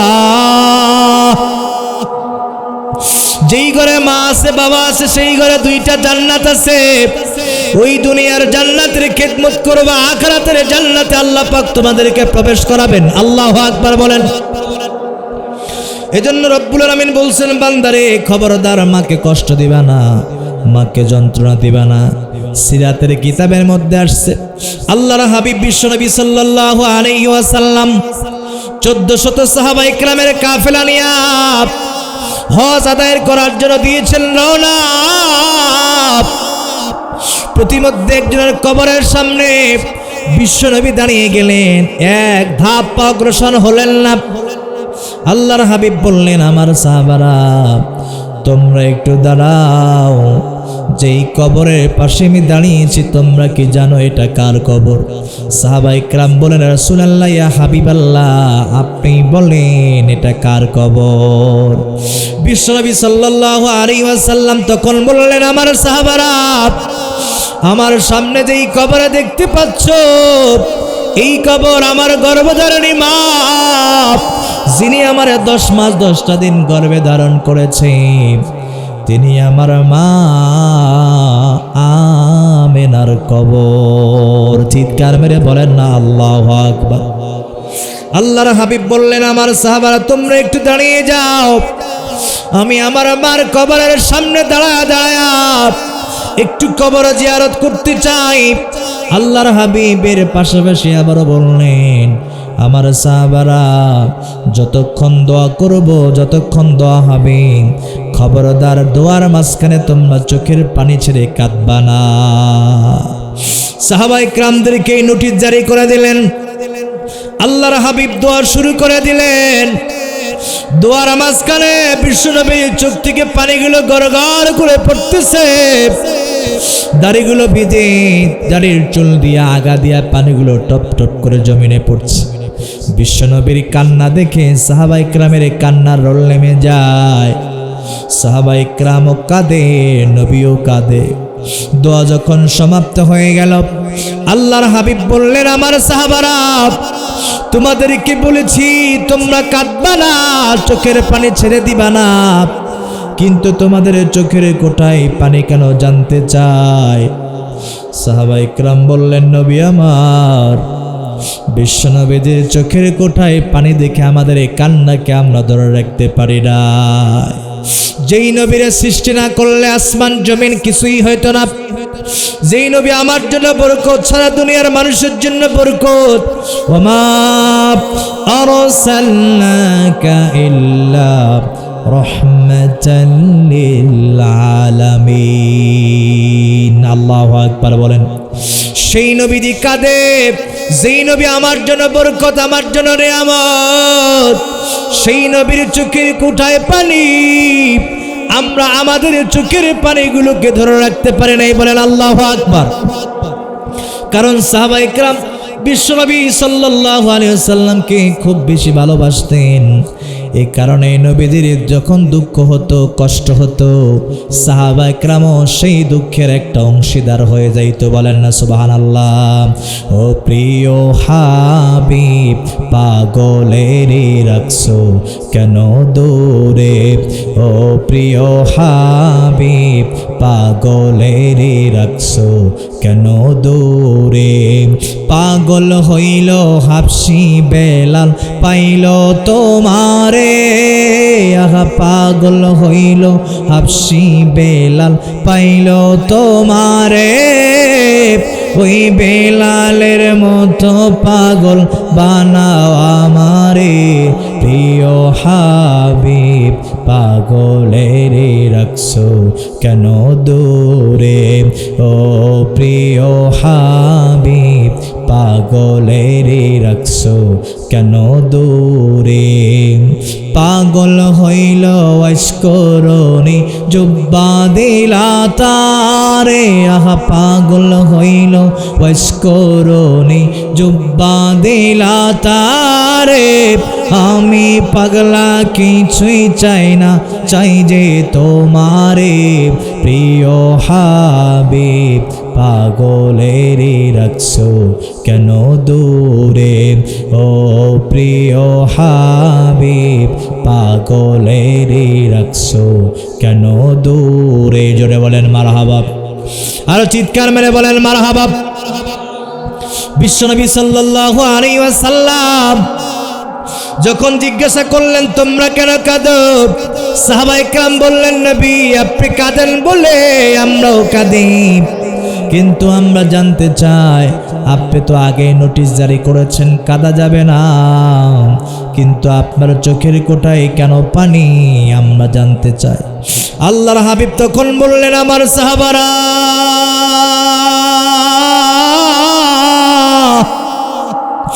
আমার মনে পড়ে যায় আমার জনম দুঃখিনী মার কথা জন্মের পরে আমি আমার বাবারে দেখি নাই আমার বাবা তো কবরে যাত্রী হয়ে গেছে আমি যখন মায়ের গর্ভে ছিলাম আমার বাবা আব্দুল্লাহ দুনিয়া থেকে বিদায় অন্ধকার কবরে শায়িত হয়ে গেছে জন্মের পরে আমি আমার মার চেহারা কারা দেখেছি আমার সাহাবারা আমার মা আমাকে আদর করত আমারে যত্ন করত আমারে গোসল করায় দিত জয়তুনের তেল মাখায় দিত আমার মা আমারে জামা পরায় দিত আমার মা আদর করে আমার কপালে চুমু দিত আমার গালে চুমু দিত আদর করে আমার শৈশবের কথা মনে পড়ে যায় বলে আমি কাঁদি ওই মা যদি আজকে আমার দুনিয়ায় থাকতো আমি মার খেদমত করতাম কিন্তু আমার মা শিশুকালেই দুনিয়া থেকে বিদায় নিয়ে অন্ধকার কবরে যাত্রী হয়ে গেছে তবে আমার সাহাবায়ে কেরাম তোমাদেরকে নোটিশ জারি করলাম নির্দেশ দিলাম খবরদার সেই মারে কষ্ট দিবা না সেই বাবারে কষ্ট দিবা না আমি নবী তোমাদেরকে বললাম জীবদ্দশায় তোমরা যদি মা বাবাকে কষ্ট দাও যন্ত্রণা দাও আমি নবী বলে দিলাম হাশরের ময়দানে আমি রাসূল তোমাদেরকে সুপারিশ করব না বলেন নাউজুবিল্লাহ আল্লাহর হাবিবের স্পষ্ট বক্তব্য হলো যারা মাকে কষ্ট দিবে বাবাকে কষ্ট দিবে তারা রাসূলের শাফায়াত হাশরের ময়দানে পাবে না জোরে বলেন নাউজুবিল্লাহ বিশ্বনবী বর্ণনা হলো তোমরা মাকে কষ্ট দিবা না যন্ত্রণা দিবা না কারণ এই দুনিয়াতে বউ হারাইলে বউ পাওয়া যায় এই দুনিয়াতে সন্তান হারাইলে সন্তান পাওয়া যায় এই দুনিয়াতে ক্ষমতা হারাই গেলে ক্ষমতা পাওয়া যায় এই দুনিয়াতে টাকা হারাইলে টাকা পাওয়া যায় এই দুনিয়াতে স্বর্ণ হারাই গেলে স্বর্ণ পাওয়া যায় কিন্তু এই দুনিয়াতে যার মা হারিয়েছে বাবা হারিয়েছে সেই জনম দুঃখিনী মা বাবাকে পাওয়া সম্ভব নয় কথা ঠিক কিনা কেউ যদি লক্ষ কোটি টাকাও খরচ করে শতাধিক লক্ষ টাকাও যদি খরচ করে আল্লাহর কসম যার মা নাই সে জানে মা হারা কত বেদনা যার বাবা নাই সে জানে বাবা হারা কত বেদনা আমার প্রাণের ভাইরা আমাদের মাঝখান থেকে আমাদের মা কবরে চলে গেছে আমাদের বাবা কবরে যাত্রী হয়ে গেছে সেই মা বাবাকে যদি কোটি টাকাও খরচ করে ফিরে আনবার জন্য আল্লাহর কসম সেই মা বাবাকে ফিরে আনা সম্ভব নয় ঠিক কিনা এজন্য আল্লাহর হাবিব বলেন তোমার মা কবরে যাওয়ার আগে তোমার বাবা কবরে যাওয়ার আগে তোমার মাকে সন্তুষ্ট করবা তোমার বাবাকে সন্তুষ্ট করবা মা বাবাকে অসন্তুষ্ট করে যদি কবরে পাঠায় দাও আর ওই মা বাবা তোমার প্রতি যদি বেজার হয়ে যায় নারাজ হয়ে যায় আল্লাহর কসম কিয়ামত পর্যন্ত তুমি সেজদায় থাকবা কোন সেজদা আল্লাহ দরবারে কবুল হবে না জোরে বলেন নাউজুবিল্লাহ অনাদারে কাটে মাগো আমার জীবন ভাগ্য দোষী রইল বাবা দূরেতে এখন, তুমিও নাই বাবাও নাই,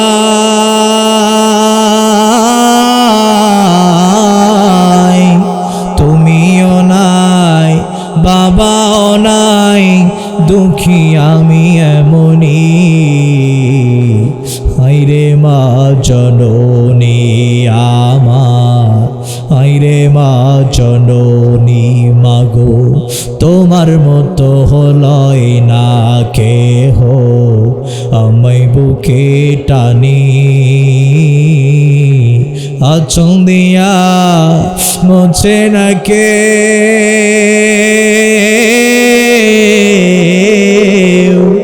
আঁচল দিয়া মোছে না কেউ আমার চোখের পানি। হায়রে মা জননী আমার, হায়রে মা জননী, হায়রে মা জননী আমার, হায়রে মা জননী। চিৎকার মেরে পড়েন না মারহাবা। আমার প্রাণের ভাইয়েরা, এই জন্য মারে কষ্ট দেওয়া যাবে না, মারে যন্ত্রণা দেওয়া যাবে না। মার দোয়া এমন দোয়া, আমার আল্লাহ মার হাতখানাকে এত দামি বানিয়ে দিয়েছেন।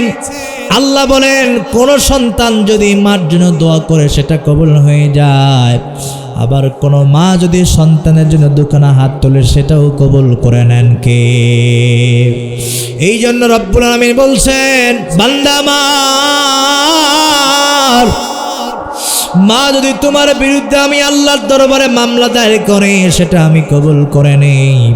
আবার একইভাবে মা যদি তোমাদের পক্ষে সন্তুষ্ট হয়ে আমি আল্লাহর কাছে দোয়া করে, সেই দোয়াটাও আমি আল্লাহর সাথে সাথেই কবুল করে নেই। কারণ হলো মা যখন দোয়া করে মাঝখানে কোনো প্রাচীর থাকে না, মা দোয়া করলেই সাথে সাথে আল্লাহর আরশ ভেদ করে আল্লাহ পর্যন্ত পৌঁছে যায়। বলেন সুবহানাল্লাহ। তাম্বিহুল গাফিলিন নামে একটা কিতাব আছে। এই কিতাবের ভিতরে কিতাবের লেখক লেখেন, মার দোয়া এমন দোয়া, মার হাতখানাকে আমার আল্লাহ এত দামি বানায় দিল। এই বগুড়া জেলার যুবকেরা কান খুলে শোনো, মাগো আপনারা কান খুলে শুনবেন। তাম্বিহুল গাফিলিন কিতাবের লেখক লেখেন হযরতে আলকামা, বিশ্বনবীর একজন সাহাবা, দুনিয়া থেকে বিদায় হয়ে চলে যাবেন। গড়গড়ানি চলে এসেছে, মুমূর্ষু অবস্থায় পড়ে আছেন, দুনিয়া থেকে বিদায় হয়ে চলে যাবেন। আলকামা রাদিয়াল্লাহু তাআলা আনহুকে সাহাবায়ে কেরাম বললেন, আলকামা রে তুমি কালেমা পড়ো, কালেমা পড়ো, কালেমা পড়ো। কারণ মৃত্যুর সময় কোন মুসলমানের জীবনে থাকে যদি কালেমা, আল্লাহর ঘোষণা বিনা হিসাবে আল্লাহ জান্নাতে মেহমান বানায় দিবে। এই জন্য সাহাবা তুমি কালেমা পড়ো, কালেমা পড়ো। আলকামার চোখ থেকে পানিগুলো বেয়ে বেয়ে জমিনে পড়ছে, কিন্তু আলকামা কোনো কথা বলতে পারতেছেন না। শেষ পর্যন্ত আল্লাহর হাবিবের কাছে খবর পাঠানো হলো, বিশ্ব নবীর কাছে খবর দেওয়া হলো। নবীজি উম্মতের ব্যথায় ব্যথিত, তিনি দেরি করলেন না, আলকামার বাড়িতে তাশরিফ আনলেন। বললেন, আলকামা আমি তোমার সামনে তোমার শিহরে দাঁড়ায় গেলাম। আল্লাহর হাবিব শাহাদত আঙ্গুল উত্তোলন করলেন, ইশারা দিলেন যে আল্লাহর পক্ষে তুমি কালেমা পড়েছ, যে আল্লাহর উপরে তুমি ঈমান এনেছ, মৃত্যুর সময় সেই কালেমা পড়তে পড়তে তুমি ইন্তেকাল করবা, জান্নাতে মেহমান হবা। আলকামা আমি নবী তোমারে বলি কালেমা পড়ো, কালেমা পড়ো। আলকামা শুধু নবীদের দিকে তাকায়, কিন্তু তার চোখ থেকে পানি শুধু বের হয়ে যায়, কালেমা পড়তে পারছেন না। আল্লাহর হাবিব মোরাকাবায় পড়ে গেলেন। আমার পানের দরদি ভাইয়েরা, আল্লাহর হাবিব মুরাকাবায় পড়ে গেলেন। দুনিয়াতে যত নবী রাসূল পাঠানো হয়েছে আমার প্রাণের ভাইরা, প্রত্যেক নবীকে আল্লাহ অন্তর চক্ষু দান করেছেন। চোখ বন্ধ করলেই অন্তর চক্ষুগুলো আল্লাহ খুলে দেন। যেমন চোখ দিয়া চোখটা বন্ধ করলে অন্তরের চোখ দিয়েও আবার তারা স্পষ্ট দেখতে পায়। বলেন সুবহানাল্লাহ। আল্লাহর হাবিব দুটো চক্ষু বন্ধ করলেন, মুরাকাবায় পড়ে গেলেন। আলকামার জবান থেকে কেন কালেমা বের হয় না? কারণ কি, সমস্যাটা কোথায়? যখন মুরাকাবায় পড়ে গেলেন, আল্লাহর হাবিবের হৃদয়ে মুহূর্তের ভিতরে একটা প্রশ্ন চলে এসেছে। আমার প্রাণের ভাইরা, মুরাকাবা সমাপ্ত করবার পরে আলকামার মার কাছে গিয়ে বলছেন, আলকামার মা, সত্যি করে বলবা জীবদ্দশায় তোমার কলিজার টুকরার সন্তান তোমার যন্ত্রণা দিয়েছি কিনা, কষ্ট দিয়েছি কিনা?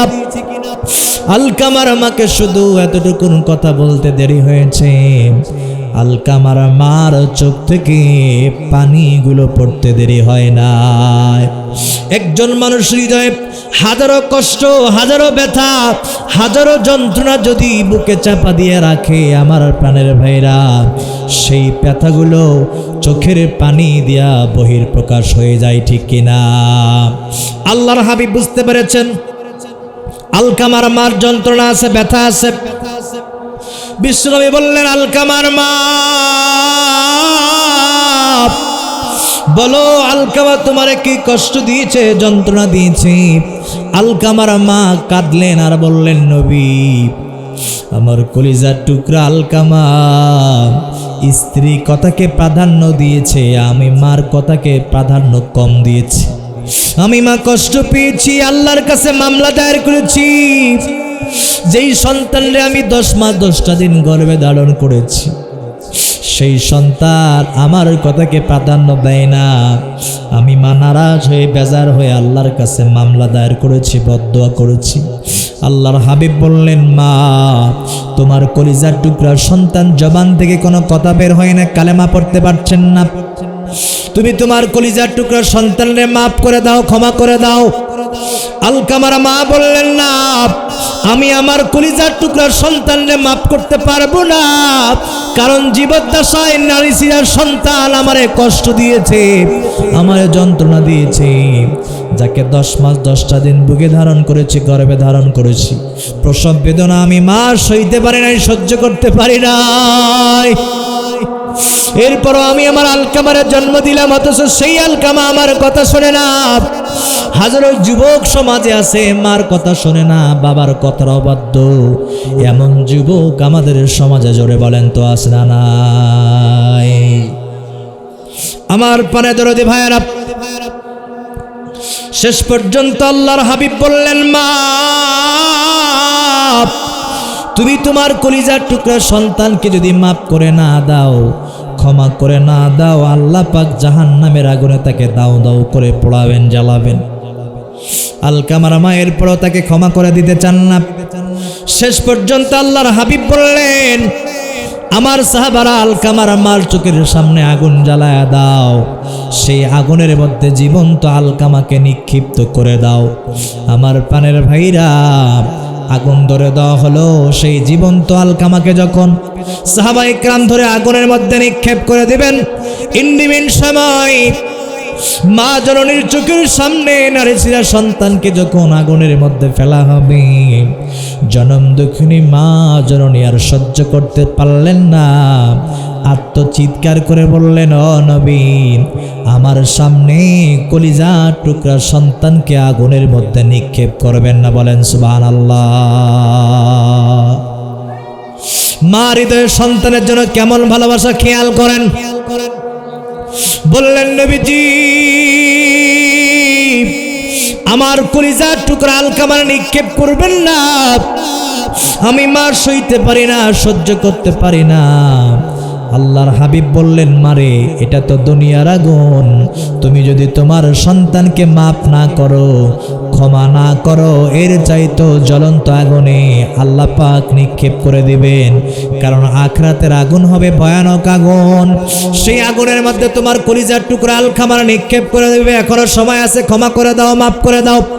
আলকামার মা জননী আর সহ্য করতে পারলেন না, সাথে সাথেই আল্লাহর দরবারে দুখানা হাত উত্তোলন করে দিলেন। আল্লাহর কাছে বললেন, আল্লাহ আমি তোমার কাছে মামলা দায়ের করেছিলাম, আল্লাহ আমি মামলা উঠাই নিতে চাই। আমি আমার কলিজার টুকরা সন্তান আলকামারে মাফ করে দিলাম, তুমিও মাফ করে দাও। মা দোয়া করতে দেরি হয়েছে, আল্লাহর কাছে পৌঁছাইতে দেরি হয় নাই। আল্লাহ কবুল করে নিয়েছেন, সাথে সাথেই আলকামার জবান থেকে কালেমা বের হয়েছে। বলেন সুবহানাল্লাহ। মাপ মাপ মাপ, আজ কেন আমায় সোহাগ মাখা ডাক ডাকো না, আজ কেন আমায় সোহাগ মাখা ডাক ডাকো না। মায়ার আঁচল দিয়ে কেন আমায় তুমি, মায়ার আঁচল দিয়ে কেন আমায় তুমি জড়াও না, আজ কেন আমায় সোহাগ মাখা ডাক ডাকো না, আজ কেন আমায় সোহাগ মাখা ডাক ডাকো না। মাপ মাপ মাপ,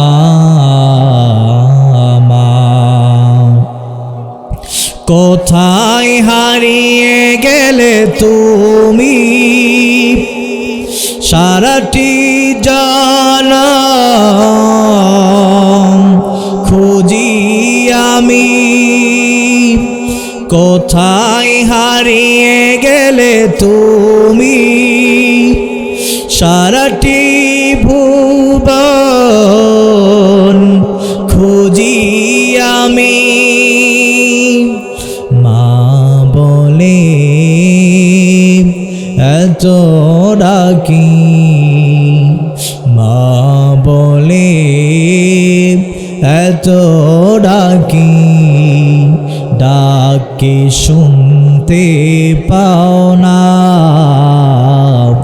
আজ কেন আমায় সোহাগ মাখা ডাক ডাকো না, আজ কেন আমায় সোহাগ মাখা ডাক ডাকো না।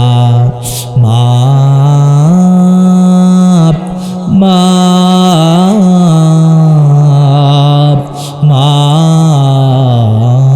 মাপ, জোরে বলেন মারহাবা, আরো চিৎকার মেলে বলেন মারহাবা।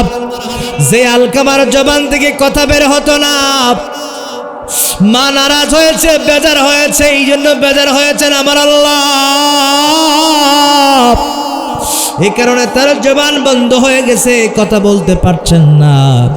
যখন মা জননী ক্ষমা করে দিয়েছে, মাফ করে দিয়েছে, আমার আল্লাহও মাফ করে দিতে দেরি করেন নাই। সুতরাং যুবক, মাকে যদি কষ্ট দাও, বাবাকে যদি কষ্ট দাও, চিরজীবনের জন্য জান্নাতের দরজায় তোমাদের জন্য তালা লাগানো হবে, ঠিক কিনা?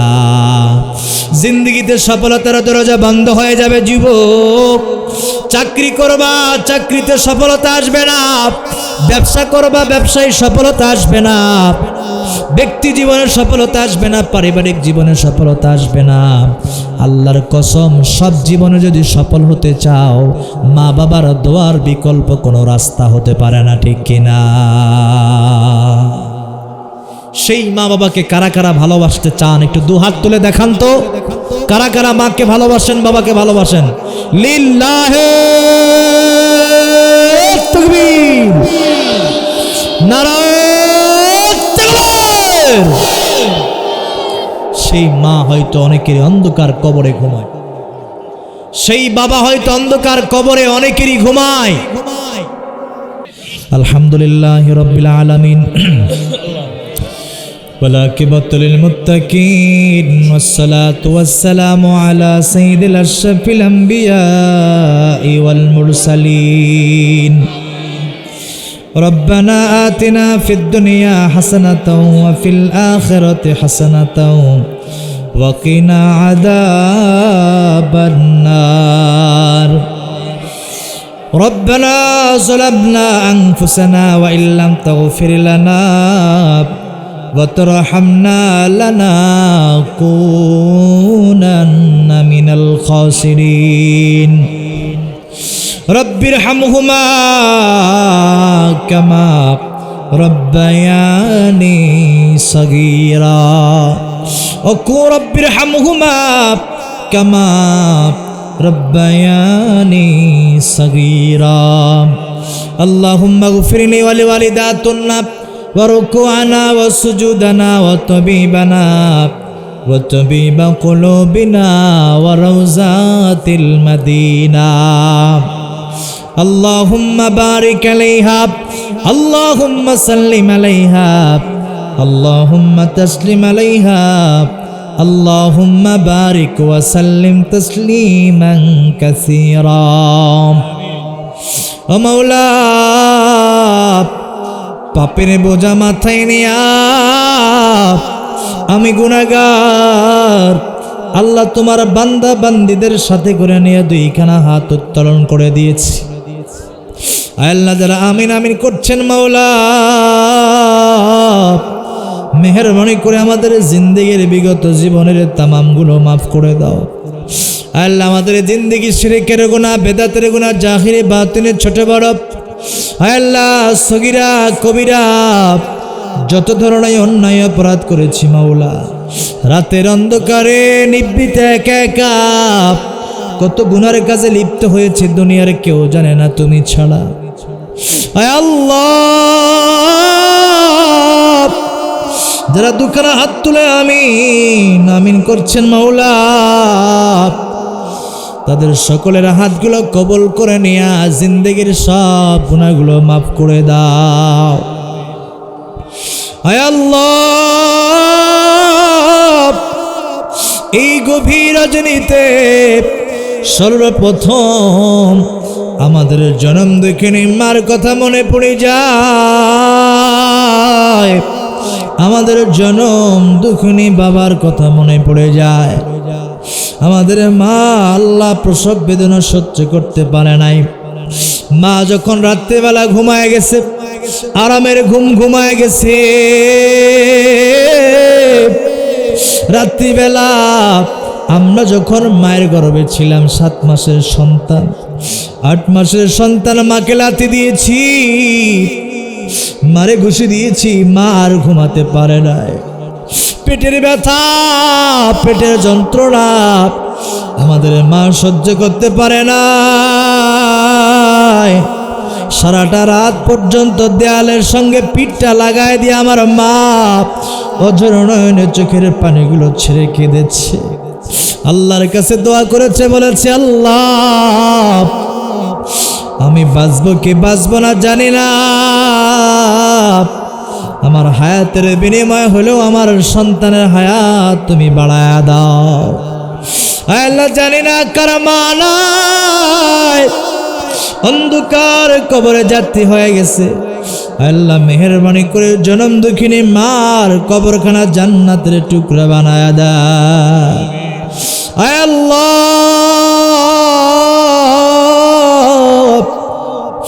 আমাদের আব্বা সারাটা জীবন বটগাছের ছায়ার মতো লেগেছিল, আল্লাহ যখন যা প্রয়োজন আমাদের বাবা তা দিয়েছে। আল্লাহ আমাদের বাবা রিক্সা চালায়, ভ্যান চালায়,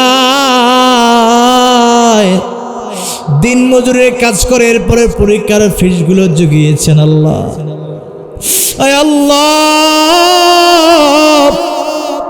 নতুন জামা পোশাক কিনে দিয়েছেন। আল্লাহ আল্লাহ বইয়ের দরকার, স্কুলের জগতে বইয়ের প্রয়োজন, বই দিয়েছে। আল্লাহ বাবাকে যখন বলেছে বাবা খাতা লাগবে কলম লাগবে ফর্ম ক্লাবের টাকা লাগবে, আমার বাবা একটা বারের জন্য বলে নাই সন্তান আমি পারবো না।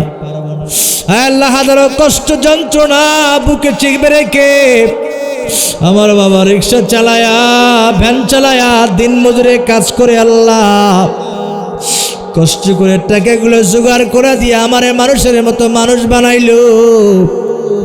জানি না এমন বাবা কার দুনিয়ায় নাই। বাবা হারা সন্তান বসে কাঁদতেছে আল্লাহ, ওই বাবার কবরগুলো জান্নাতের টুকরা বানায় দাও। আয় আল্লাহ, যাদের আব্বা আম্মা দুনিয়াতে জীবিত আছে আল্লাহ, ওই মা বাবার খেদমত করার তৌফিক প্রত্যেক সন্তানগুলোকে দান করে দাও। অনেকের মা অসুস্থ, অনেকেরই বাবা অসুস্থ আল্লাহ। আল্লাহ দুনিয়ার জগতে মা বাবার হায়াত বাড়ায়া দাও, পরিপূর্ণ সুস্থতার জিন্দেগি দান করে দাও আল্লাহ। বিশাল এই তাফসীরুল কোরআন মাহফিল আল্লাহ, আজকের এই মাহফিলটাকে আপনি কবুল আর মঞ্জুর করে নেন। আয় আল্লাহ, ডানে বামে অনেক প্রতিষ্ঠান আল্লাহ, প্রতিষ্ঠানগুলোকে আপনি কবুল করে নেন। এই মাহফিলটা আগামী বছর বিশাল আকারে হয় সে তৌফিক দান করে দেন। আয় আল্লাহ, বিশেষ করে আমার যুবক ভাইয়েরা অক্লান্ত পরিশ্রম করে মাহফিলের আয়োজনটা করলো। আয় আল্লাহ, আমার নিশাত ভাই মর্দে মুজাহিদের মতো হিম্মতের সাথে যুবকদের সাথে করে নিয়া নিজেই পরিচালক হইয়া মাহফিল পরিচালনা করেছেন আল্লাহ। মেহেরবানি করে তাদের অক্লান্ত পরিশ্রমগুলো আপনি দ্বীন ইসলামের জন্য কবুল করে না আল্লাহ। বিশেষ করে আমার নিশাত ভাইয়ের পরিবারকে কবুল করে নেন আল্লাহ। তার কলিজার টুকরা সন্তান মাদ্রাসায় পড়ছে আল্লাহ, নাজরা বিভাগে আল্লাহ। কলিজার টুকরার সন্তানকে হক্কানি হাফেজ হওয়ার তৌফিক দান করে দাও, হক্কানি আলেম হওয়ার তৌফিক দান করে দাও। হে আল্লাহ, যুগের বাইজিদ মুস্তাফি হিসাবে কবুল করে নাও আল্লাহ। আমার প্রিয় ভাইয়ের পরিবারকে কবুল আর মঞ্জুর করে নাও। আজকের মাহফিলের অতিথিবৃন্দ আল্লাহ আমার ডানে বামে বসা, বিশেষ করে আজকের মাহফিলের সভাপতি আমার ওস্তাদ আল্লাহ, মেহেরবানি করে তার হায়াতের মধ্যে বরকত দান করে দাও আল্লাহ। তার পরিবারকে কবুল করে নাও আল্লাহ। শিক্ষা প্রতিষ্ঠানকে তার কবুল করে নাও আল্লাহ। তিনি যেই দায়িত্ব পালন করছে আল্লাহ, দায়িত্বের মধ্যে বরকত দান করে দাও। আয় আল্লাহ, কত মানুষ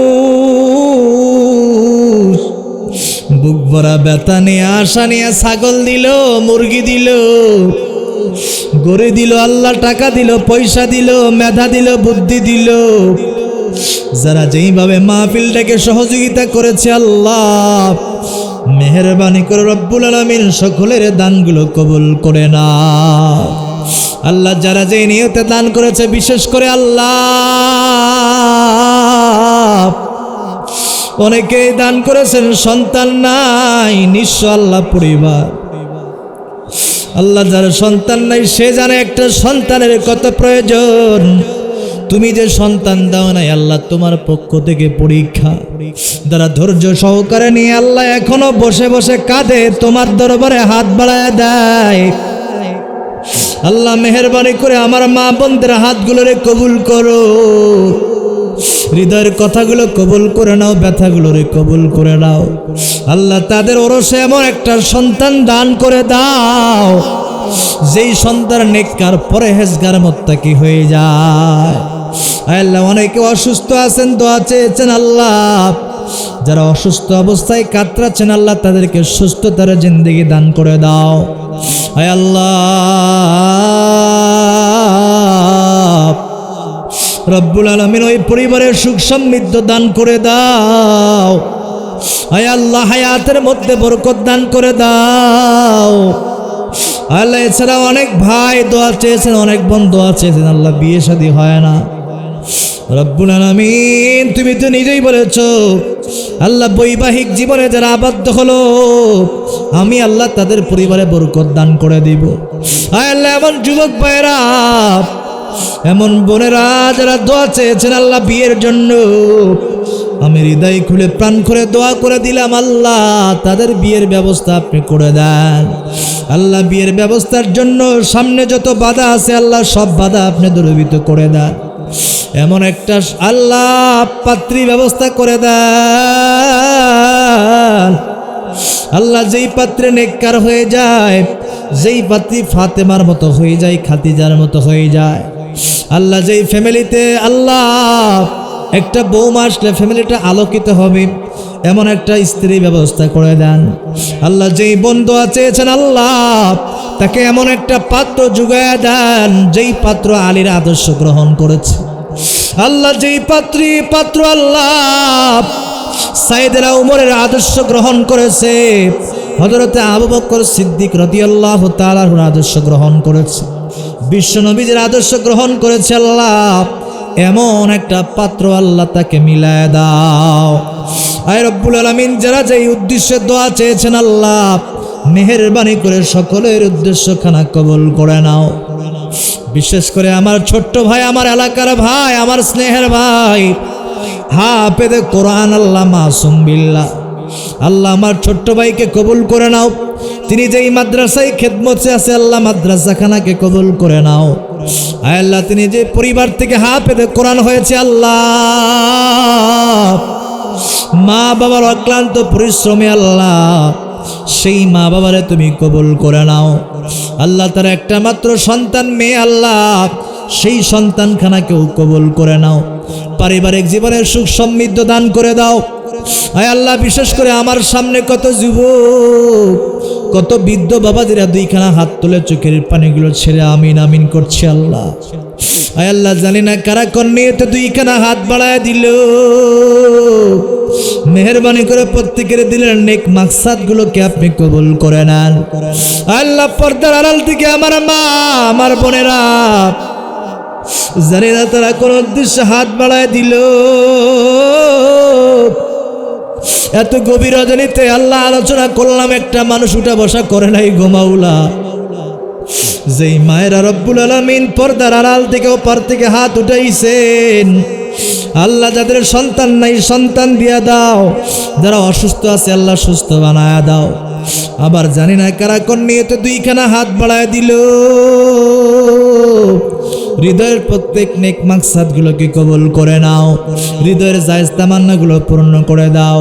আল্লাহ এলাকাতে যত কবরস্থান আছে কবরস্থানের মানুষগুলো ঘুমায়, আল্লাহ তারা যদি আজকে জীবিত থাকতো আল্লাহ তারাও এই মাহফিলে অংশগ্রহণ করত, কিন্তু তারা দুনিয়ায় নাই, কবরে যাত্রী হয়ে গেছে। আল্লাহ কবরখানাকে জান্নাতের টুকরা বানায় দাও। আয় আল্লাহ, বাংলাদেশ সহ সারা পৃথিবীর মুসলমানদেরকে কবুল করে নাও। নির্যাতিত অসহায় আলেম যারা এখনো কারাবন্দী আছেন আল্লাহ মুক্তির ফয়সালা করে দেন।